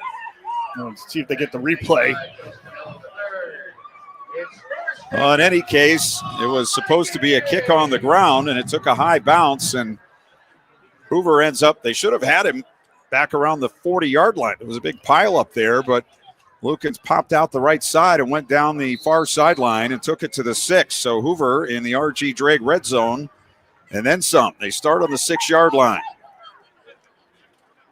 Stack eye behind John Collins. Gives to the third man through. It's Lamline, and he gets to the 5, 1 yard on the play. Tackle by Carson Mann, a junior for Medina, who again find themselves up against it. Trying to get some momentum. Every time they do, something big happens going the other way. 2nd and goal on the 5. Again with the stack eye. 3 backs behind the quarterback. You give it to the second man this time. Not much room there. They push the pile forward, and Carter Lukens takes it down to about the 2-yard line, where it will be 3rd and goal. 4.5 to go in the first half. I think Hoover just trying to make a statement here. They're running this power eye and just trying to shove it right down their throats.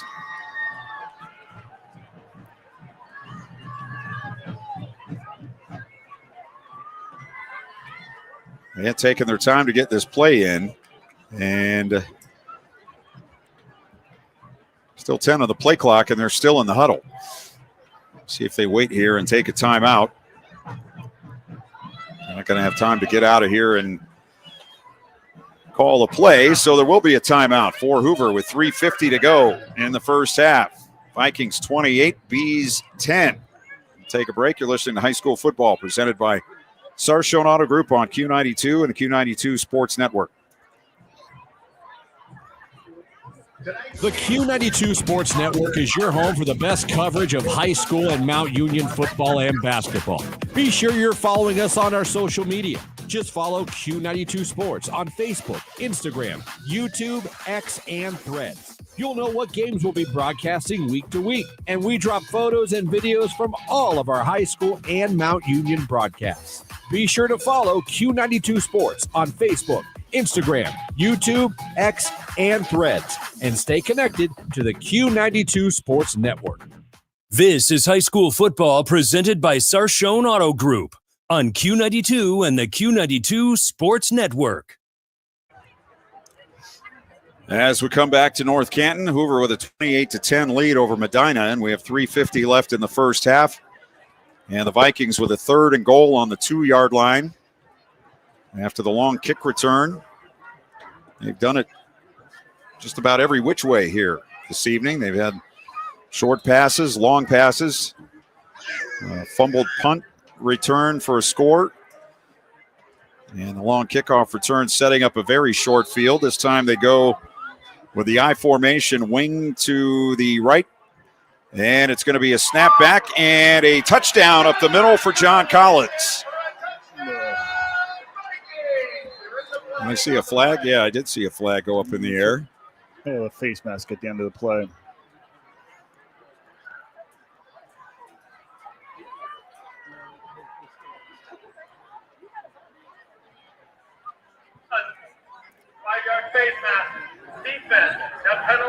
assessed on the kickoff. The touchdown is good. So John Collins with the 2-yard touchdown run. He had a touchdown run last week. Yeah, David Wadley will attempt another extra point. It's been a good night for Aiden Cavanaugh defensively and also holding on these kicks. He's had to field a couple of snaps that basically rolled back to him. And he's done a nice job. This one is low again, but he gets it down, and the kick is up and through.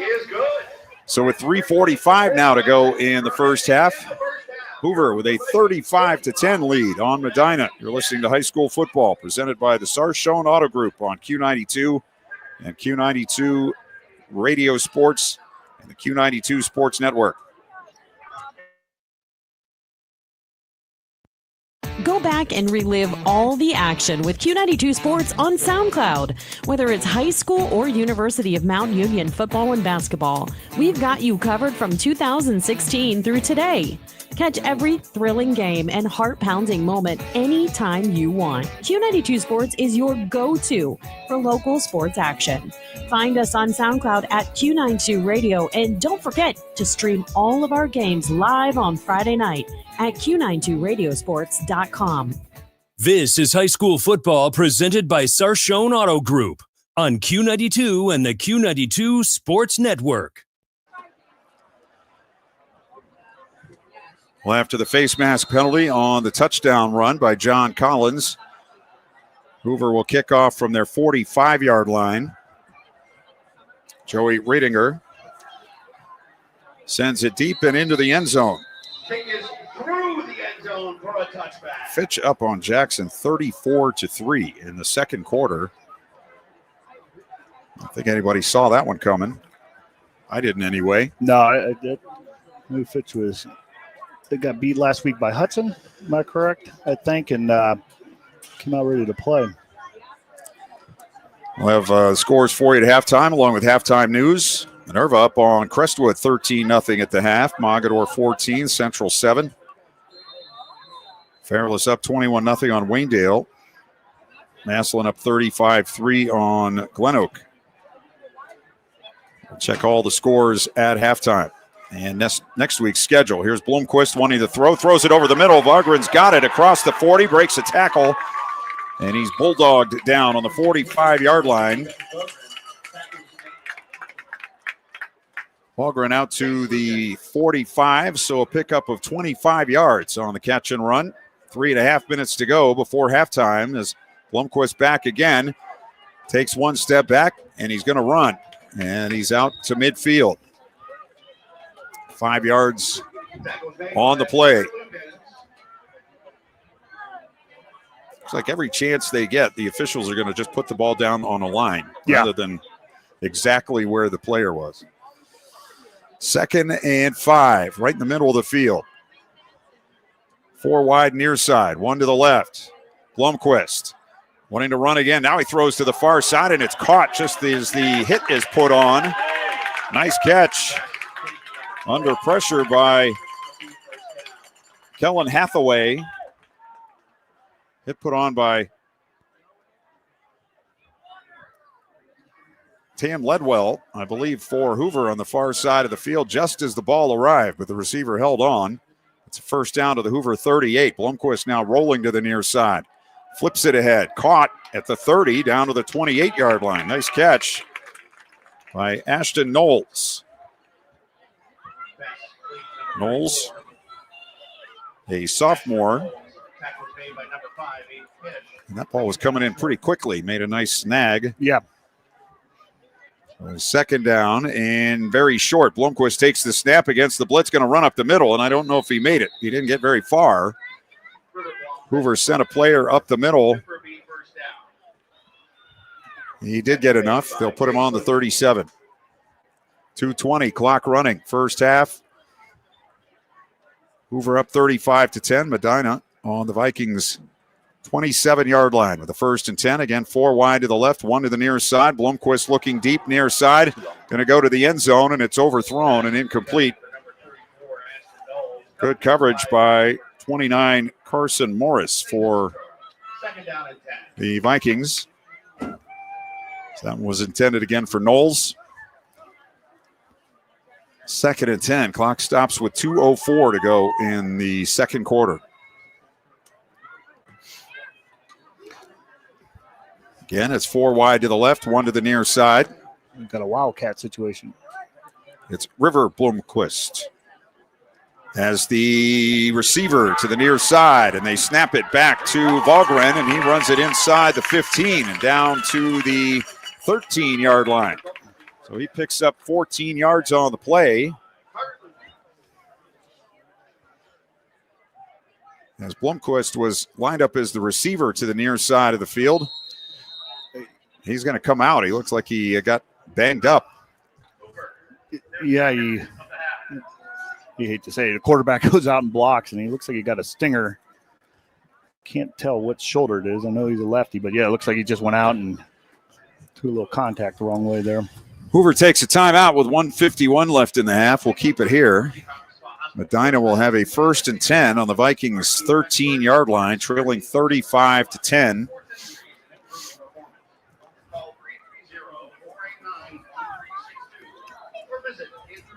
I think I've seen it called Ogtober this week.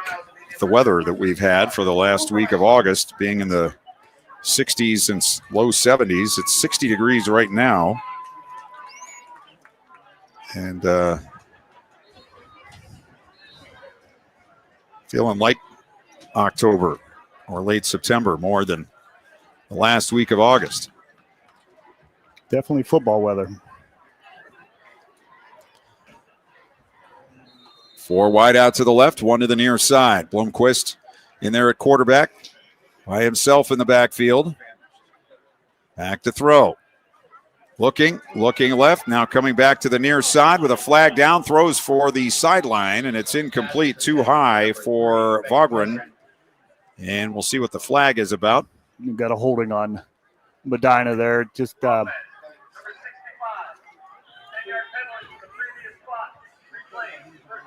yeah, first option wasn't there. He looked for a second one over here on the sideline and just missed through it. And so that will put him on the 23. 1st and 20 with 1:43 left, and now a timeout for the Battling Bees. We'll take it with Hoover up 35-10. You're listening to High School Football presented by the Sarshone Auto Group on Q92. The Q92 Sports Network is your home for the best coverage of high school and Mount Union football and basketball. Be sure you're following us on our social media. Just follow Q92 Sports on Facebook, Instagram, YouTube, X, and Threads. You'll know what games we'll be broadcasting week to week, and we drop photos and videos from all of our high school and Mount Union broadcasts. Be sure to follow Q92 Sports on Facebook, Instagram, YouTube, X, and Threads, and stay connected to the Q92 Sports Network. This is high school football presented by Sarshone Auto Group on Q92 and the Q92 Sports Network. Thank you. 1st and 20 from the Hoover 22-yard line. Back to throw. Blomquist looking downfield, steps up, another flag comes down, and Blomquist will cruise out of bounds at around the 16-yard line. Escorted out by Carson Morris. And another holding call against the Bees. So they are backing up here due to penalties. yeah, I'm having a hard time there. The right end over on Hoover side, Owen Williams is putting some pressure into that tackle. He's going to be able to block him one-on-one. Medina lost their left guard to injury last week for the season. Blomquist again looking deep down the middle for the end zone. Ball in the air, and it's intercepted. Coming back out with it to the 10, to the near side, and out of bounds across the 20-yard line is Bryson Byer with the interception for Hoover. The senior brings it out to the 25, and Hoover will have it with 1:22 to go in the half, already leading 35-10. Great play there by Bryson. That's what you coach. He, what we call, high pointed that ball. He went up at the highest point and got the ball before the receiver did, and a nice catch and a nice little return at the end. late in the second quarter. Lake up on Boardman 28-14. So Hoover from their 25.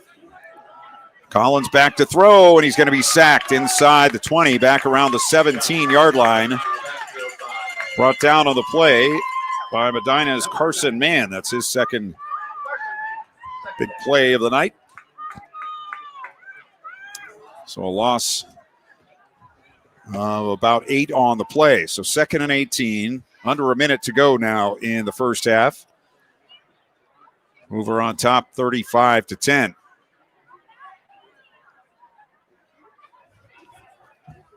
Taking their time. Collins waiting for the snap, hands it off, and up the middle it goes to about the 20-yard line by Lamline.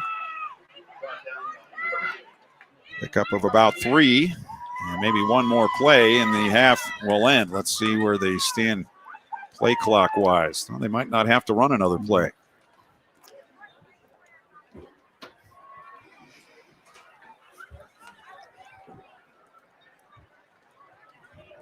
I think they can let the clock run out here.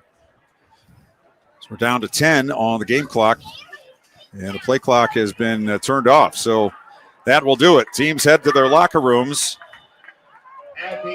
after an eventful first half here from Memorial Stadium in North Canton. Our score at halftime, the North Canton Hoover Vikings 35 and the Medina Battling Bees 10.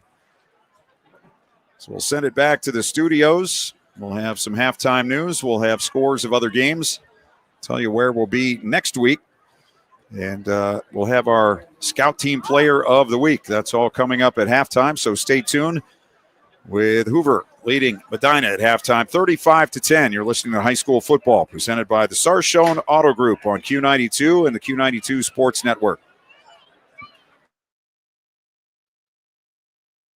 RG Drag, Stark County's premier career center, offers programs that prepares its students at the high school level for careers and continued education beyond high school. Upon completion, RG Drag students have an immediate opportunity to obtain a well-paying job in many exciting career fields. We offer everything from culinary, dental assisting, engineering, sports turf and landscape, welding, and so much more. Contact RG Drag to find a program and career that's the perfect fit for you. RG Drag, where careers begin. The Q92 Sports Network is your home for the best coverage of high school and Mount Union football and basketball. Be sure you're following us on our social media. Just follow Q92 Sports on Facebook, Instagram, YouTube, X, and Threads. You'll know what games we'll be broadcasting week to week, and we drop photos and videos from all of our high school and Mount Union broadcasts. Be sure to follow Q92 Sports on Facebook, Instagram, YouTube, X, and Threads, and stay connected to the Q92 Sports Network. From the newsroom, I'm Jeff Mears with this halftime edition of Q92 News. A man is headed to prison for a fatal shooting in Perry Township. 43-year-old Myron Johnson of Grafton was sentenced today by Stark County Common Pleas Judge Kristen Farmer to 16 to 21 and a half years behind bars. He was also given 2 to 5 years probation. Johnson pleaded guilty to charges of voluntary manslaughter, felonious assault, and having weapons under disability. He was initially charged with murder in the slaying of 57-year-old David Ward, but took a plea deal. Ward was found shot to death in his Lincoln Way East apartment in July 2024. When charges were filed in December, Johnson was in a state prison for a parole violation. A Canton man has pleaded not guilty to charges of killing his live-in boyfriend. An attorney for 34-year-old Daniel Matei entered the written plea today during his client's arraignment in Stark County Common Pleas Court. Matei was indicted Wednesday on charges including murder stemming from the slaying of Ryan Godby of Canton. He disappeared after leaving a nightclub on Cherry Avenue Northeast June 19th. Matei allegedly beat and choked him the following day. Godby's body has not been found. Police haven't released a motive. Matei is scheduled to return to court September 9th for a pre-trial hearing. The Highway Patrol is investigating a single-vehicle crash in Sandy Township that took a man's life. It happened just before 6 a.m. today on Route 43. 22-year-old Michael Weaver of Canton was northbound when his car went off the right side of the road, struck a tree, and caught fire near Indian Run Road. Bystanders pulled him from the vehicle. Weaver was taken to Alton Hospital, where he died of his injuries. Stark County's jobless rate sees a small increase. July unemployment was 5.4%, up from June's figure of 5.1%. According to Ohio Job and Family Services, wages. It was 4.7% in July 2024. Carroll County's unemployment increased to 5.3%, while Columbiana County's was unchanged at 5.6%. In Mahoning County, the jobless figure rose to 6%, and Portage County's increased to 5.4%. Unemployment across Ohio was up to 5%. The Hall of Fame Village and the owners of Pizza Oven restaurants are dueling in court. Bear Management, which owns the restaurants, says it has exclusive rights to sell pizza in the village and says the village reneged on that promise. Bear Management says a deal was reached with third-party vendor AVI Food Systems, giving Pizza Oven exclusivity in the village. AVI is no longer the vendor, and the suit says the village has taken the position the exclusive supply agreement is unenforceable. The suit was filed in Stark County Common Pleas Court, asking a judge to terminate the lease. The restaurant opened in fall 2023. Work to replace a pedestrian bridge at Sippo Lake Trail is expected to be complete in mid-September. Stark Parks says the project will cost about $54,500. The repository reports money came from individual and corporate donations. A 40-year-old Canton man was charged with arson for setting a fire in March which destroyed the walking portion and railing over 150 feet between Exploration Gateway and the Sippo Marina. The work will be done by Red Sun Construction of Wadsworth. Nimishillen Township trustees purchased personal protective fire gear Thursday. WDPN's David Schur reports. Using $14,667 of grant funds from the State of Ohio Fire Marshal, trustees approved Fire Chief Adam Gladys's request to get 4 sets of personal protective fire gear from Municipal Emergency Services of Warren, Ohio, for $18,555.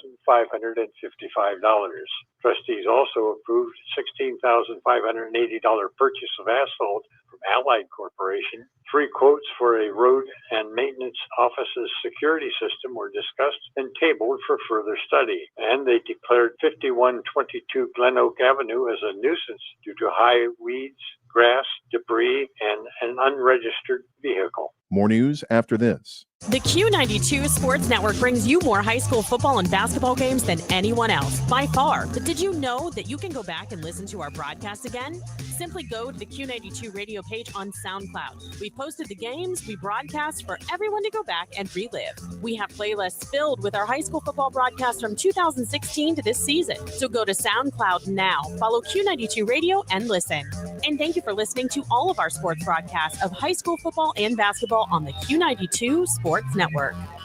A man who is a chaplain at Alliance Community Hospital has pleaded not guilty to 85 counts of pandering obscenity involving a minor. The plea was entered Thursday in Columbiana County Common Pleas Court by the attorney for 37-year-old Joseph Sabella of Knox Township. He appeared for his arraignment. A pretrial hearing is scheduled for September 19th. Sabella was indicted earlier this month. The Mahoning Valley Human Trafficking Task Force arrested him at his Stanley Drive home July 2nd. A search reportedly revealed thousands of images of children taking part in sex acts or in states of nudity. Sabella is on paid leave. A lawsuit filed against the Portage County Sheriff's Office by a Manaway police officer has been tossed out of court. The suit was brought by Miranda Brothers. In Wednesday's dismissal, federal judge Bridget Meehan Brennan cited non-compliance of court orders by Brothers and her attorney. The case was dropped without prejudice, meaning it cannot be refiled. A deputy reported Brothers left her 5-year-old child in the care of a known sexually oriented offender at a village apartment on New Year's Day 2024. She was placed on paid administrative leave. Brothers accused Sheriff Bruce Zukowski and arresting deputies of filing a complaint that contradicts sworn testimony of deputies who observed the child and continuing the case after deputies found no evidence to support the allegations. A child endangering charge was dismissed in July. Sentencing will be September 16th for a Youngstown man who admitted forcing at least 6 women into prostitution. 36-year-old Larry Burgess pleaded guilty to compelling prostitution, corrupting another with drugs, and trafficking in cocaine. Burgess was to go on trial September 29th. His guilty plea meant the dismissal of 2 counts of rape and several drug and weapons charges. This week's school shooting in Minneapolis has brought action from the Youngstown Catholic Diocese. Bishop David Bonar Thursday announced a task force to address safety and security issues. 2 children were killed and 17 others injured in Wednesday's incident. According to WFMJ-TV, Bonar says the diocese already has emergency plans in place, with schools conducting emergency drills and starting on-site safety inspections last year to make sure best practices were followed. We'll return you to the stadium for the second half of tonight's game, but first a look at the forecast. For the overnight, patchy fog, otherwise mostly clear skies, and a low near 45. Fog will make way for sunshine Saturday with a high around 72. From the Q92 newsroom, I'm Jeff Mears. AWP Safety, North America's leading traffic safety company, wishes the best of luck to Stark County student athletes this fall, and they need you. Join AWP as a protector for steady work and an important job keeping people safe. They offer paid training, certification, referral bonuses, and advancement opportunities. To apply, visit jobs.awpsafety.com. That's jobs.awpsafety.com. Go back and relive all the action with Q92 Sports on SoundCloud. Whether it's high school or University of Mount Union football and basketball, we've got you covered from 2016 through today. Catch every thrilling game and heart-pounding moment anytime you want. Q92 Sports is your go-to for local sports action. Find us on SoundCloud at Q92 Radio, and don't forget to stream all of our games live on Friday night at Q92Radiosports.com. This is high school football presented by Sarshone Auto Group on Q92 and the Q92 Sports Network.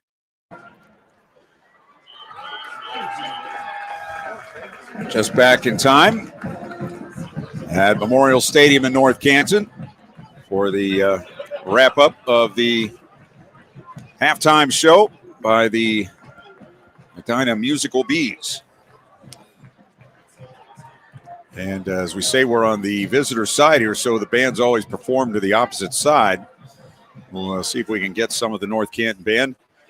But if not, the Vikings will have to be satisfied with a 35-10 lead at halftime. They led it 28-10 at the end of the first quarter and scored the only points of the second quarter.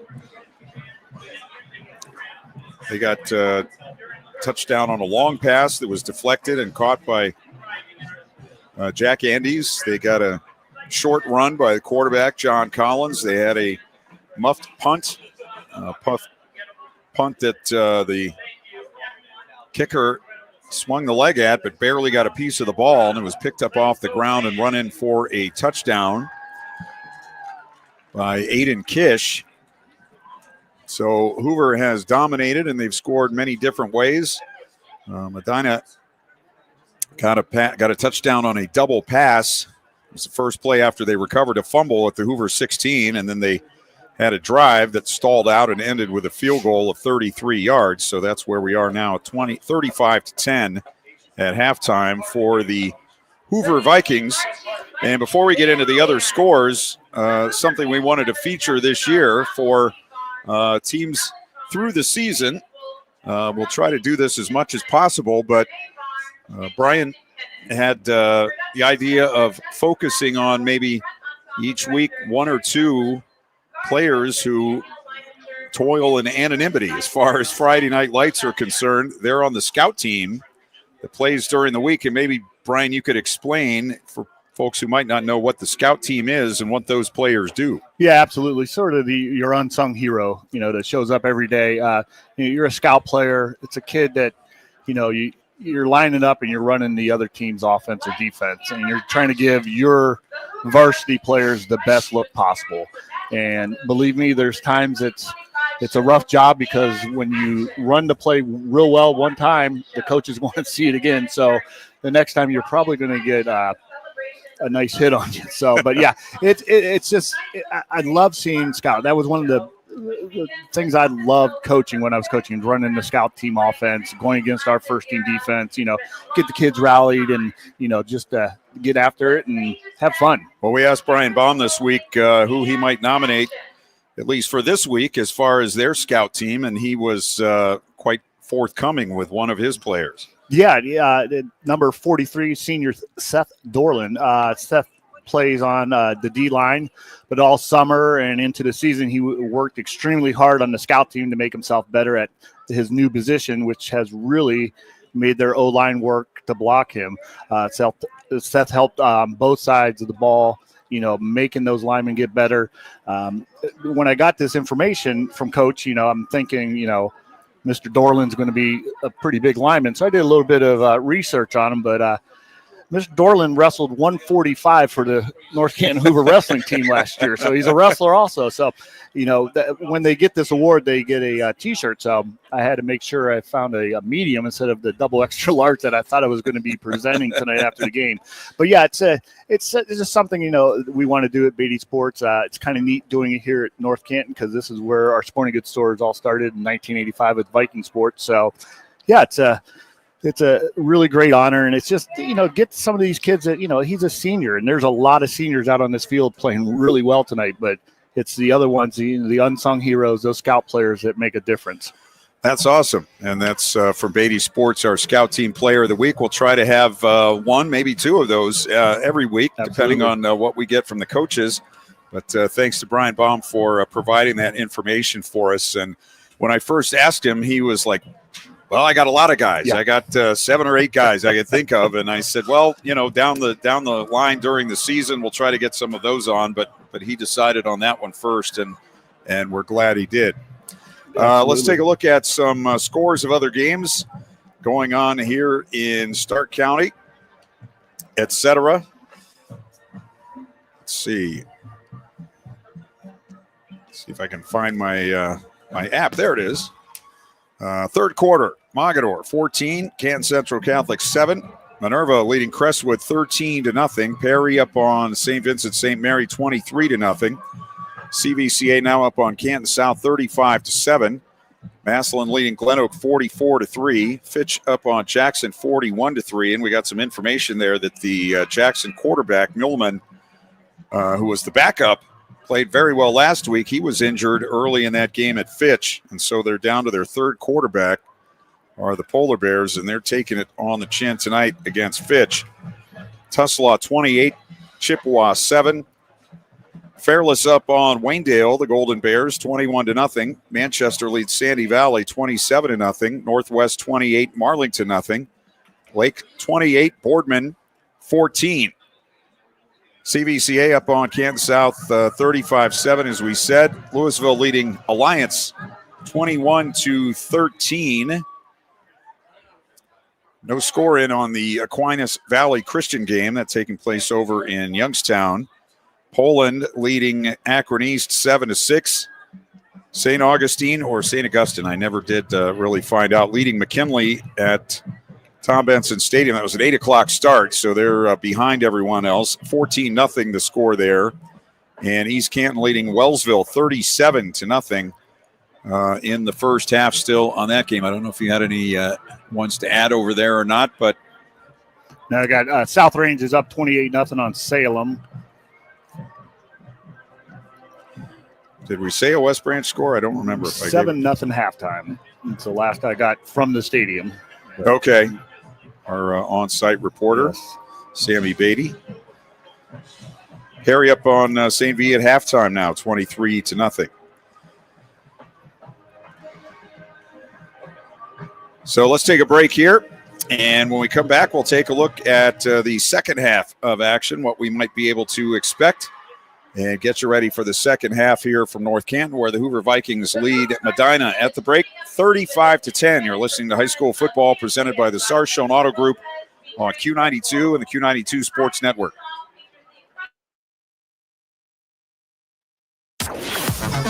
What's trending? Here's what you can find online.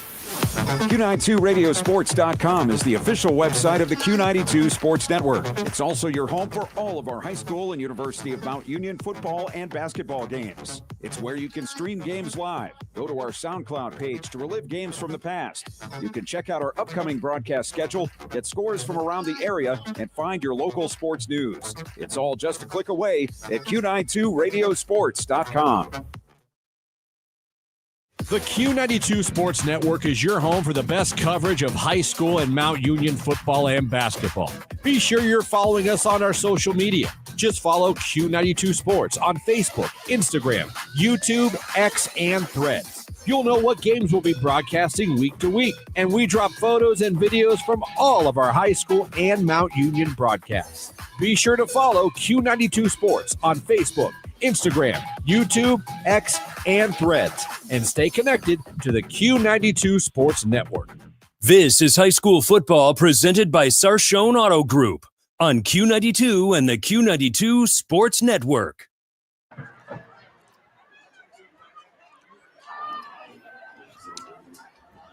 The Medina team has come back out on the field to get ready for the second half as the Hoover band continues to perform for the stands across the way. Our score at halftime is the Vikings 35 and the Battling Bees 10. And even though they were able to make some plays in that first half, Medina, too many mistakes and just not good enough against this Vikings offense in the first half. No, absolutely. Hoover really impressed, posed their will on them. I was impressed by their yards after contact. That goes to poor tackling, but I just think they're strong. They're making good plays. They had the one fumble that needs to be taken care of, but I was really impressed defensively. They come down, they give up the field goal there instead of giving up a touchdown. So they stopped them there, and then the last stop going into half. So yeah, just a overall really good performance. It's what I expected from North Canton this year. I think they're going to be one of the top teams in the Federal League.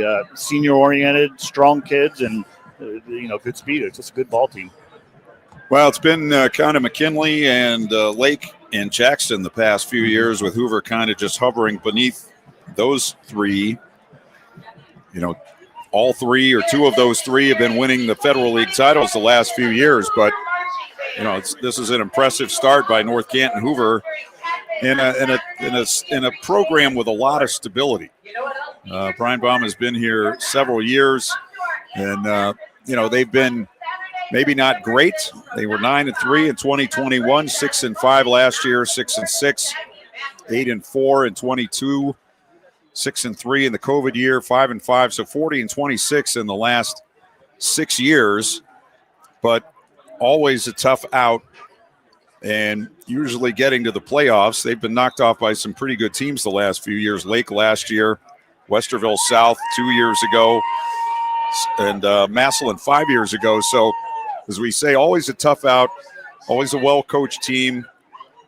Personnel sort of decide.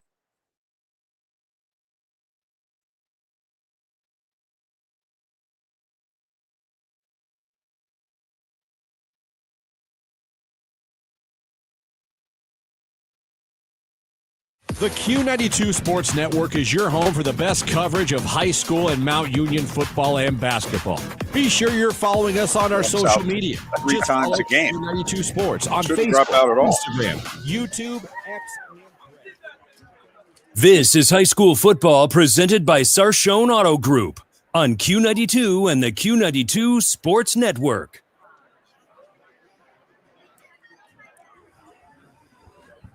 Welcome back. Sorry for the technical problem, but we are back here at North Canton where the Hoover Vikings will get the ball to start the second half. They lead 35-10.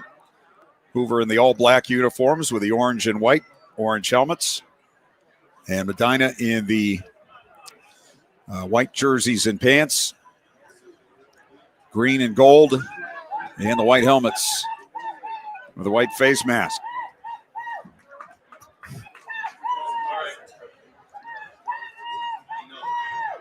Yes, that's her real voice. Yes, Medina cheering squad getting the boys rallied here going in the second half. Vikings will receive the kickoff, and they will be going with the wind here in the third quarter from our right to our left. And like last week, one score here from having a running clock. They're up 25 as we get ready for the second half. They had a running clock after just a few minutes of the third quarter last week against Akron Bucktown. They ended up winning that game 30-0. Last week, Medina beat Stowe 21-13.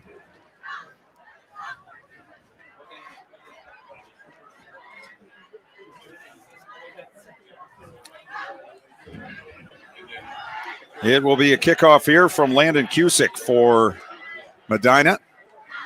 Two back for Hoover, standing on their 15-yard line. He's been bumping the ball along the ground. The last time took a high hop, picked up by one of the Hoover up men, and ended up being run down the far sideline. Carter Lukens all the way down to the 6-yard line. Another kick on the ground, bouncing down the middle of the field, picked up on the 21, up the middle. It's Andes to the 40, and the pile pushing forward to about the 42-yard line. So Hoover again with good field position to start this third quarter, leading 35-10. I came into the night tonight saying I thought we were going to have a lot of good games in the area, but things have happened. Yeah, it's week 2. You don't know where anybody's at till you really get through this week and you get a little bit better feel for everyone.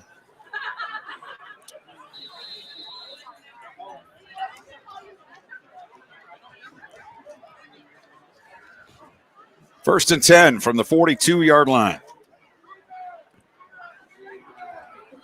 Collins hands off, coming to the near side. That is Michael Lamline, and he's got good yardage, about 8 yards to the 49-yard line. Spot him just over the 48, so it'll be second and about 2.5 here for Hoover to start this third quarter. They'll send 3 receivers out to the right side. 2 come to the near side, Lamline and Cooper. And it's Collins taking the snap, wants to run up the middle, and he's going to be dragged down right around the line of scrimmage. Nice play for Medina by a couple of linebackers, Jack Fletcher and Donovan Delate. Spotted right around the 49. So 3rd and 2 here for the Vikings, who I think would like to be able to just run the ball here a good bit in the second half. Collins, players jumping, but nobody offside.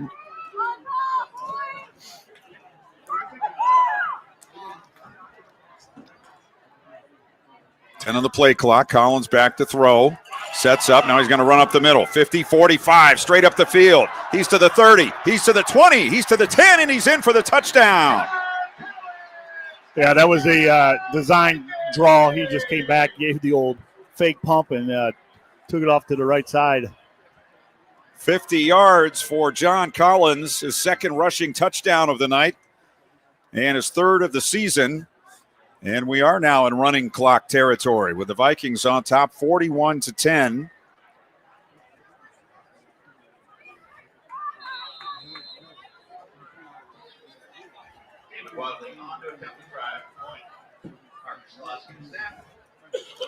Extra point coming. Kick on the way by David Wadley, and it's good. 9:56 to go in the third quarter, 42-10 Hoover.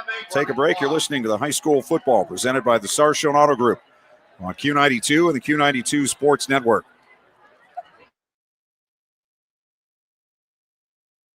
From the daily driver, a heavy hauler, to a high-end auto investment, the Sarshone Auto Group is one of Northeast Ohio's leaders. With 6 locations, Sarshone Ford in Alliance and Randolph, Sarshone Chevrolet in Randolph and Garrettsville, Sarshone Chrysler Dodge Jeep Ram in Dalton, and the Sarshone Auto Gallery in North Canton. The Sarshone Auto Group. Find out more at sarshone.com, an official partner of the Cleveland Browns. This is high school football presented by Sarshone Auto Group on Q92 and the Q92 Sports Network. So the clock is running as the Vikings get set to kick it off. Joey Redinger hits it, and that one is going to come down right at the goal line and bounce through the end zone. And it will be 1st and 10 here for the Medina Battling Bees. I don't know that they need to run the clock while they're running on and off the field. The change of possession or on the kickoff, but it's running. Yeah, sometimes those rules I'm not real familiar with. I think the only thing it stops for is an injury or a penalty. Mm-hmm. And maybe not even a penalty. I'm not sure. In any case, Medina ball. River Blomquist from the 20 with the empty backfield. 5 wide receivers. One comes in motion this way. That's Sid Lloyd. Snap back. Quick dump over the middle. Lloyd's got it on the screen. 25, middle of the field to the 30 to the 31-yard line. That will be a first down for the Bees. Sid Lloyd. Tackle was made by number 11, Carter Lukens. Good enough Yeah, if the quarterback there, he started stepping backward to make that screen, you're allowed to go backwards, so he wasn't a legal procedure, even though he's moving for the snap. Takes the snap here, throws it in the seam, and again, it's Vogren open, but this time the ball bounces right off his chest and to the turf. He was looking downfield to run before the ball arrived, and that could have been a huge play there for Medina. As it is now, it'll be third down or second and 10 on the 31. Clock running, 8 minutes to go in the third quarter, 42-10 for Hoover. Yeah, Valgren's a big target there, and that slant's been there a bunch tonight. Here's a quick throw to the near side, and out to the 40-yard line goes Jaden Tagliacod, senior at 5'10 and 170. Oh.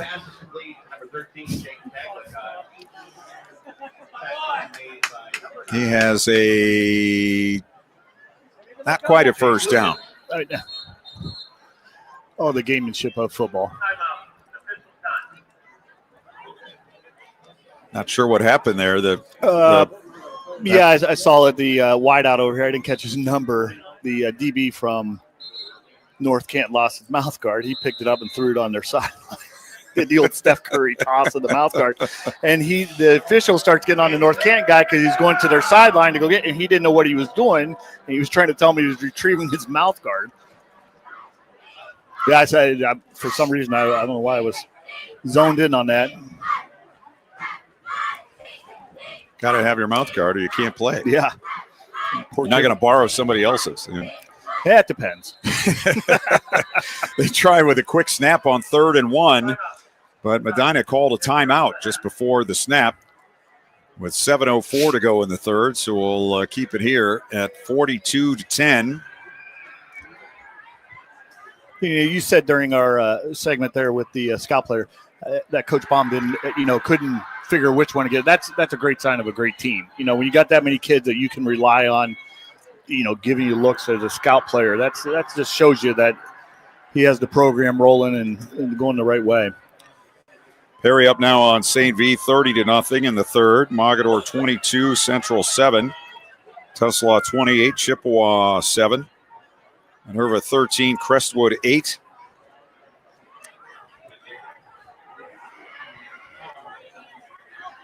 Manchester 27, Sandy Valley 7. Fairless 28, Waynedale nothing. CVCA 35, Canton South 7. Northwest 28, Marlington nothing. Lake 28, Boardman 14. So it'll be third down here out of the timeout for the Bees. Third and less than 1. And they line up with 3 wide to the left, 1 to the near side, and a wing to the near side right. Snap back to Blomquist. Throws quickly over the middle, and it's tipped and incomplete. I think Carter Lukens got his hands on that football. It was just a quick pop over the middle, but everybody's still standing up for Hoover defensively.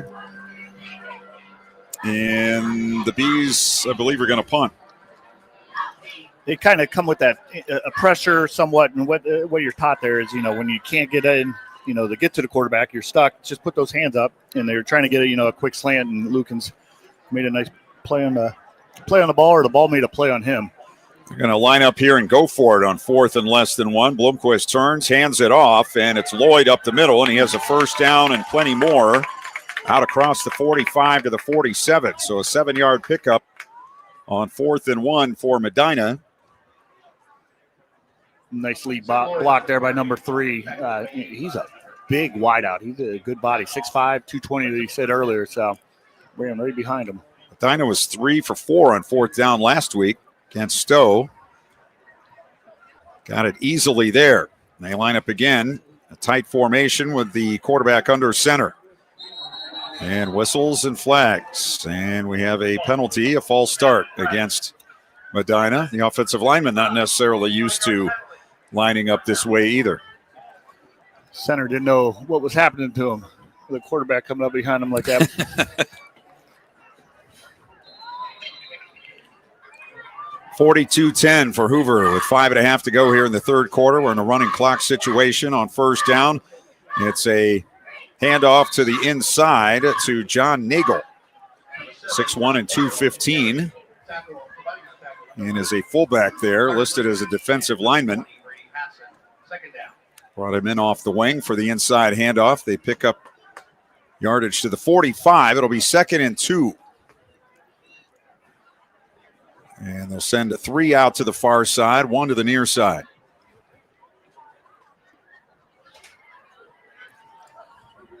Comes Lloyd in motion. Blomquist throws middle, too high, incomplete, intended for Taglicod. He was in a lot of traffic there. There wasn't much room to fit that one in. So now it'll be 3rd down and 2.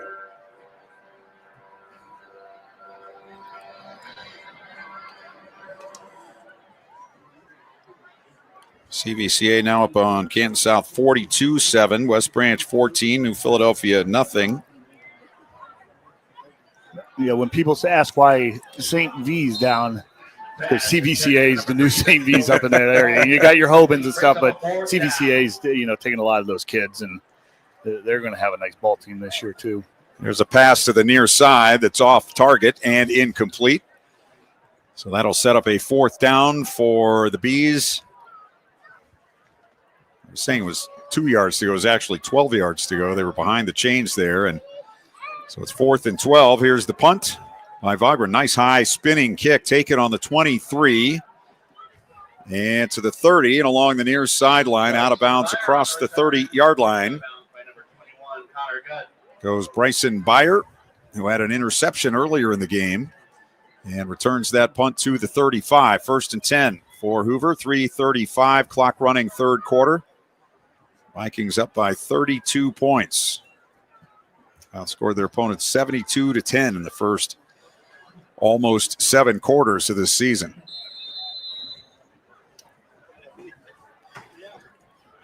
They're still huddled around the coaches on the far side of the field. 18 on the play clock as they come running into the line of scrimmage. They'll bring Chris Carter as a receiver to the near side. Byer to the left of his quarterback. And Collins hands him the ball, and he has a nice hole running straight ahead to the 40-yard line. A 5-yard pickup.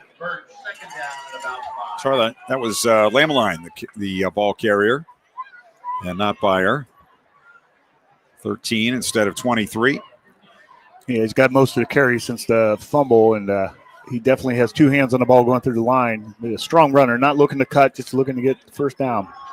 Medina jumps offside again. And that will put them very close to a 1st down. I believe it will be a 1st down on the 45-yard line. So that'll take us under 2 minutes left in the 3rd quarter by the time this play gets started, or right around 2 minutes.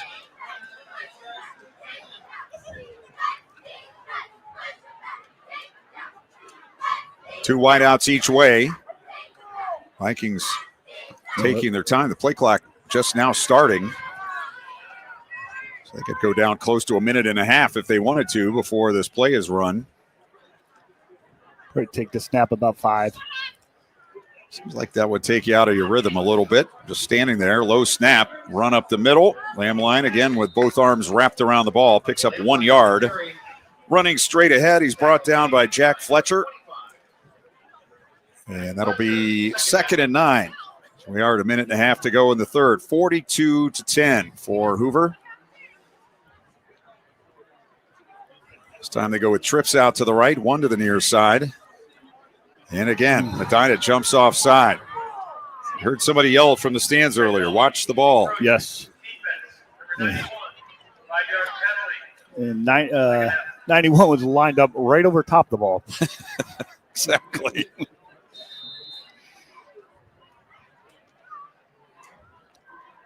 Lake 35, Boardman 13 in the 3rd.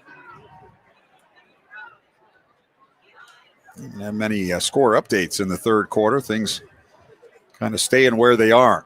2nd and 4. Here's a handoff. Lameline up the middle, and Medina looking for run all over that play. And he's going to go down at the line of scrimmage, actually behind the line at the 50. So it'll be 3rd down and 5. And I don't think they have to run another play here in the 4th quarter, in the 3rd quarter. And we'll be on to the 4th. down to 15 seconds, and so neither team is going to go back to the line of scrimmage. They're already huddled around their coaches. So the third quarter will come to an end here from North Canton, and after 3, our score is the Hoover Vikings 42, the Medina Battling Bees 10. You're listening to High School Football presented by the Sarshone Auto Group on Q92 and the Q92 Sports Network.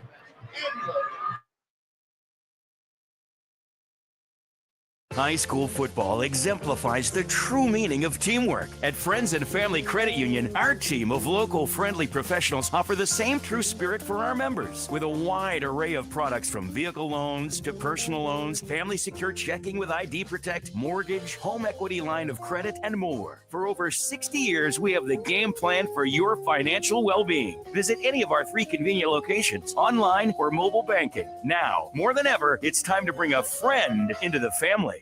This is High School Football presented by Sarshone Auto Group on Q92 and the Q92 Sports Network. Of course, our timeouts tonight brought to you by Friends and Family Credit Union as we start the fourth quarter, and it's a pass.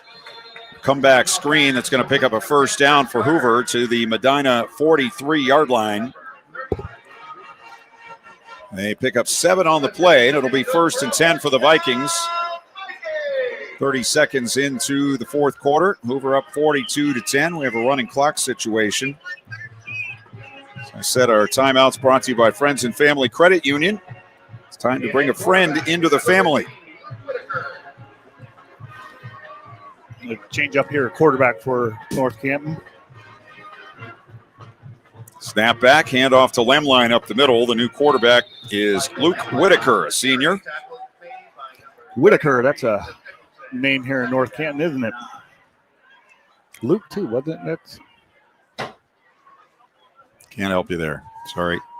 Gain on the play of a yard to the 43. 2nd and 9. Trips near side, 1 out to the left.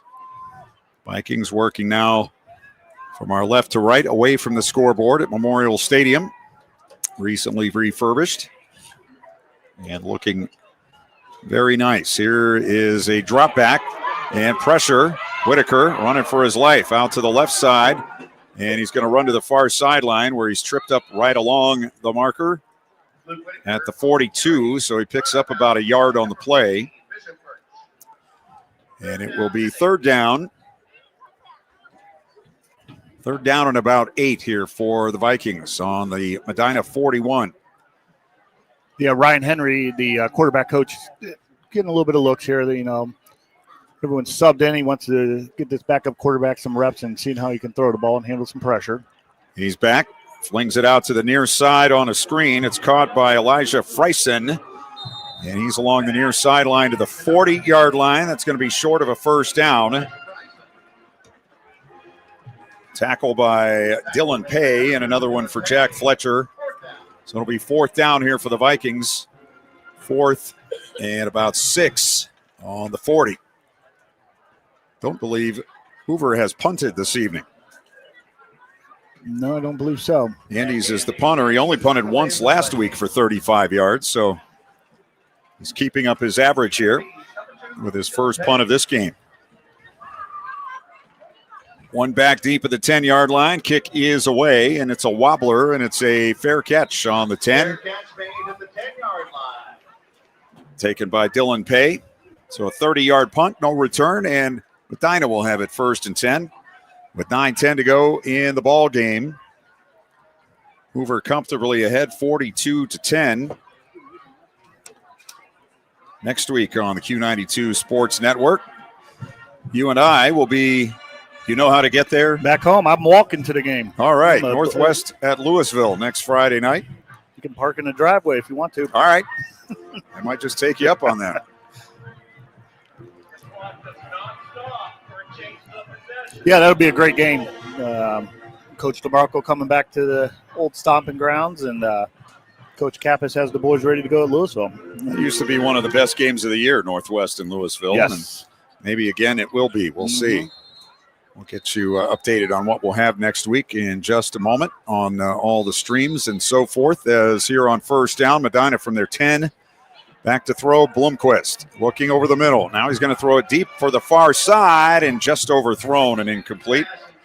Intended for Caleb Sherman, but too far for him. Sides Northwest and Louisville. Next week we'll also have Marlington at Howland, Orville at Central Catholic, Perry at Warren Harding, Akron East at Canton South.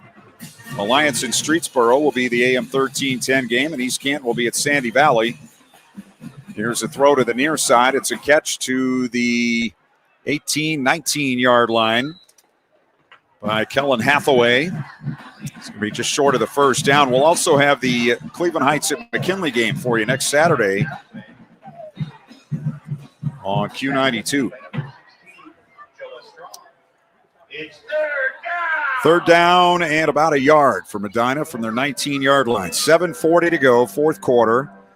Blomquist takes the snap, runs right up the middle. First down, 28-yard line.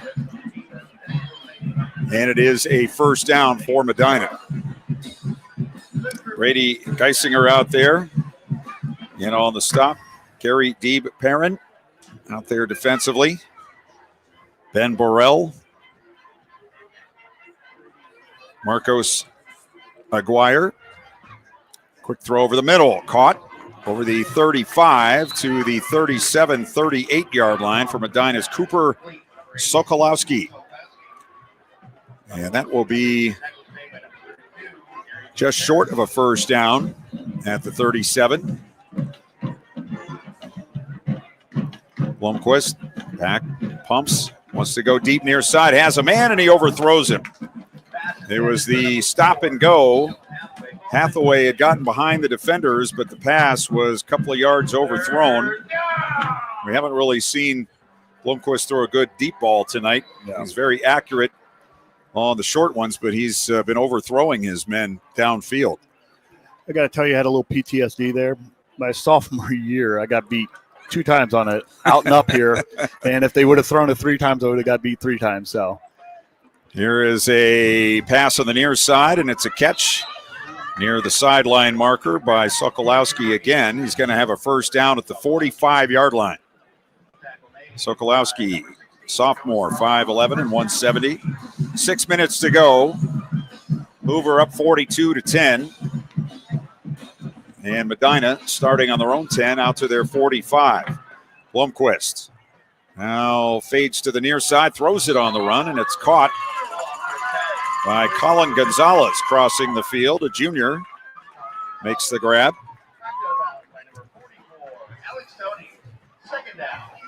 Carson Dungan in there for Hoover, along with Owen Williams. And in the middle, David Tully. Looks like they got some of the starters back in there as the man goes in motion right. Now 4 wide to the right. Blomquist back. Here comes the rush. Here comes the screen. 50, 45, and a nice open field tackle at the 44-yard line. The tackle was by Hoover's Gary Deeb Perrin on Jaden Taglicod.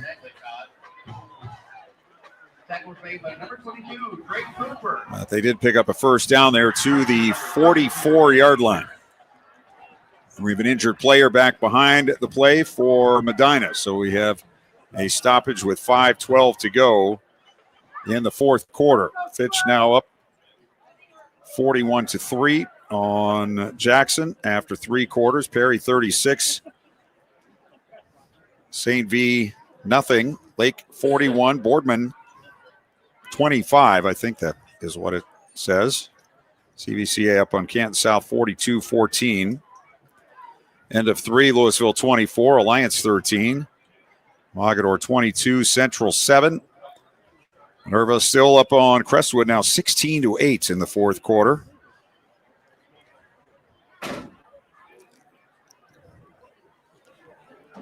Tusselaw 28, Chippewa Chips 7. The injured player for Medina is Tyler Johnson, junior lineman, 6'4" and 265, and he's up and walking off the field, limping on the right leg a little bit, but for the most part under his own power. Massillon 44, Glen Oak 10, Fairless 28, Waynedale nothing. Manchester 34, Sandy Valley 7. Northwest 28, Marlington nothing. Haven't had a new score on that in a while. Here it's 42-10 for Hoover with 5:06 to go. And Medina with the 1st and 10 on the Vikings 44-yard line. Snap back. New quarterback in the game. That's Judah Carroll, and he's going to go down. Back at his 45-yard line. We'll spot him on the 47. Judah Carroll, a senior, 5'10 and 170. And Owen Williams with the sack. Judah Carroll. So back at his 47, it'll be 2nd down and about 19. Takes the snap, looks near side, throws the slant in and out of the hands of the receiver, Nicholas Knox, as they have some backups on the field. Knox, a sophomore. That was a well-thrown ball, but the receiver couldn't hang on. 3rd down and 19 here for Medina from their 47. As we're down to 4 minutes to go in this one. New lineman in the game for the Bees. You get Mitchell Mellick in there, and they have to shift around a little bit. And another screen coming, and it's a throw over the middle and a catch and a tackle. Ball comes out, but they're going to call it down at the 49-yard line. Catch by Knox. And it'll be 4th down. All right, so that tackle was by our Scout Player of the Week. Really? Seth Dorland, 43. I was watching the last 2 plays. He's playing nose guard. He's going up against 65, new center in there for Medina. He's a senior, 6'3", 255, and he's all of 255, and he's giving them all he can. And I think you were right for getting the medium-large shirt. Yes. Of confirmation now. Here is a 4th down play, 4th and 18. Throw near side, man wide open, and a catch and a 1st down. Down to the 30-yard line, caught by Colin Gonzalez, junior receiver. So they pick up the 4th and 18. Their second 4th down conversion of the second half. And Medina trying to hurry up and get lined up. Down on the Hoover 30. We're at 2:45 of the 4th quarter. Back to throw. Down the middle, it's caught again inside the 20 to the 15, 10, 5, touchdown. Cooper Sokolowski. So from 30 yards out, they went from 4th and 18 on their own side of the 50 in 2 plays. They're in the end zone. Sokolowski with the touchdown grab. His first 2 catches of the season here tonight. Medina short a man, at least one. And they still have plenty of time, 15 on the play clock as they get a player running in from the near side. Extra point attempt coming from Landon Cusick. Snap back is a good one. Ball down, kick up and through. Timeout on the field. 2:32 to go in the ball game. Hoover 42, Medina 17. You're listening to High School Football presented by the Sarshone Auto Group on Q92 and the Q92 Sports Network.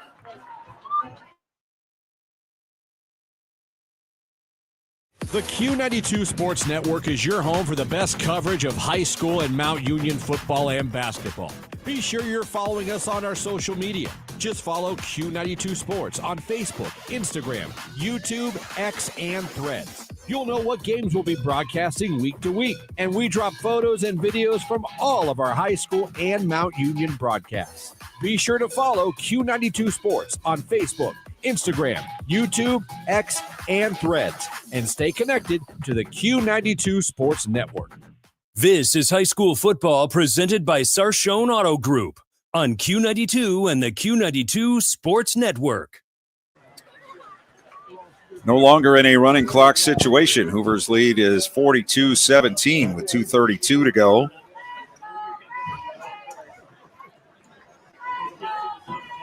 The Bees will kick it off. Landon Cusick has made 2 extra points and a field goal here this evening. So he's off to a good start in his season, 5 of 5 in PATs, 1 of 1 in field goals. Kick is a high, short one. Going to come down at the 17-yard line, and Andes will take a knee up at around the 23. So that's where Hoover will start 1st and 10 with 2:28 to go. Smart play there. You don't want, you don't really have your second team return team in there, and you want your returner grab it. He's been sitting out for a while. You don't want anything dumb to happen. West Branch 21, New Philly nothing with 3:18 left in that one.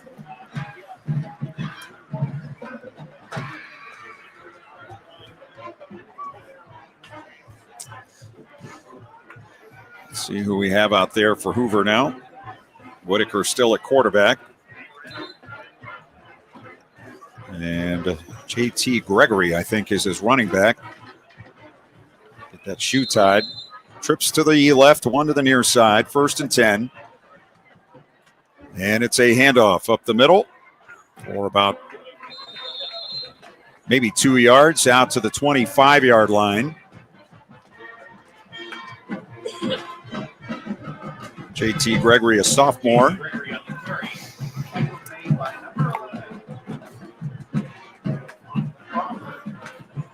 We're looking across the field at the student section for North Canton. They all wore white today. A lot of teams in the county are doing that for Mason White, the young man from Tusky Valley. So love seeing that support throughout the counties for that young man who was injured last week. Amen. 2nd down and 8, handoff, big hole. And it's going to be Gregory out across the 35, close to the 38-yard line. And he's got a 1st down.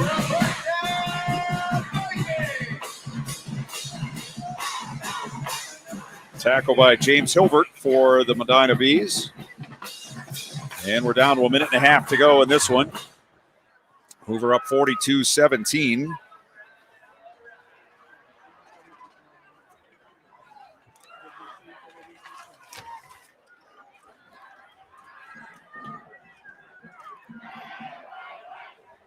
Not sure who the Vikings have next week. They open Federal League play with Green in 2 weeks. I think it's Akron North, if I'm not mistaken. All right. Yes, Akron North. Handoff up the middle. Out to the 44-yard line. We have 1 minute to go.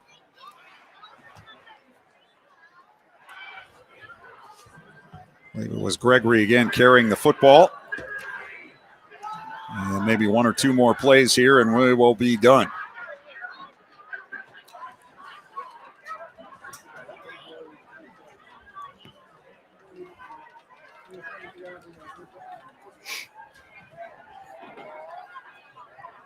Seven on the play clock. Vikings at the line of scrimmage. They have 2 receivers each way. Down to 3, down to 2, down to 1.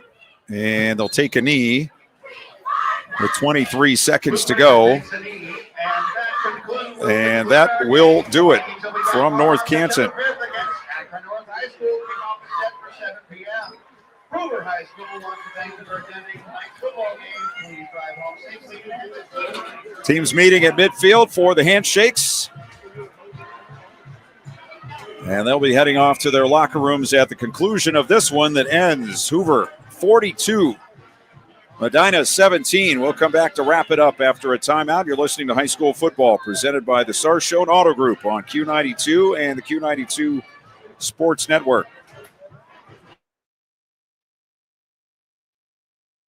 From the daily driver, a heavy hauler, to a high-end auto investment, the Sarshone Auto Group is one of Northeast Ohio's leaders with 6 locations. Sarshone Ford in Alliance and Randolph, Sarshone Chevrolet in Randolph and Garrettsville, Sarshone Chrysler Dodge Jeep Ram in Dalton, and the Sarshone Auto Gallery in North Canton. The Sarshone Auto Group. Find out more at sarshone.com, an official partner of the Cleveland Browns. RG Drag, Stark County's premier career center, offers programs that prepares its students at the high school level for careers and continued education beyond high school. Upon completion, RG Dreg students have an immediate opportunity to obtain a well-paying job in many exciting career fields. We offer everything from culinary, dental assisting, engineering, sports turf and landscape, welding, and so much more. Contact RG Dreg to find a program and career that's the perfect fit for you. RG Dreg, where careers begin.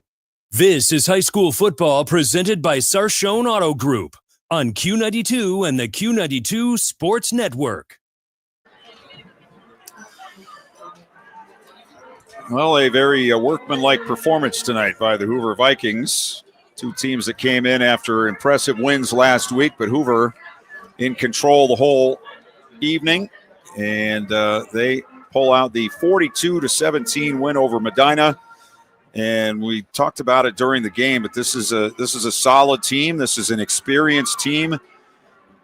It's a team with lots of upperclassmen and a senior quarterback. They've got a lot going for them, it looks like, going into the conference season in 2 weeks. Yeah, absolutely. Took care of business tonight. One fumble, that's about the only mental mistake I could find all night. They just played well, and that's what you want to see going into week 2. You're improving. You want to take that next step, and they definitely took the next step. I think they're going to be a team to reckon with. All right. Make sure after the game that you take advantage of what Ryan Bevere is doing and has done all night with the photos and the videos. He'll have interviews for you after the game, and you can catch all that on X and on Instagram and on YouTube, where you can catch all these games. And during the week, you can go back and listen again on SoundCloud. And we appreciate all of those who have been with us in the early season. We had a whole bunch of you with us last week. And hope to be able to continue that for the rest of the season. As I said earlier, Brian and I will be at Louisville next Friday night for Louisville and Northwest. And we'll also have a full slate of Score 7 games again for you next week. But for now, we'll thank Ryan back at the studios and Jake and Katie as well. Thanks to Ryan Bevere down on the sidelines and my partner, Brian Beatty. My name is Clint Scroggs. Again, our final tonight, Hoover 42. Medina 17. Thanks for listening to High School Football presented by the Sarshone Auto Group on Q92 and the Q92 Sports Network.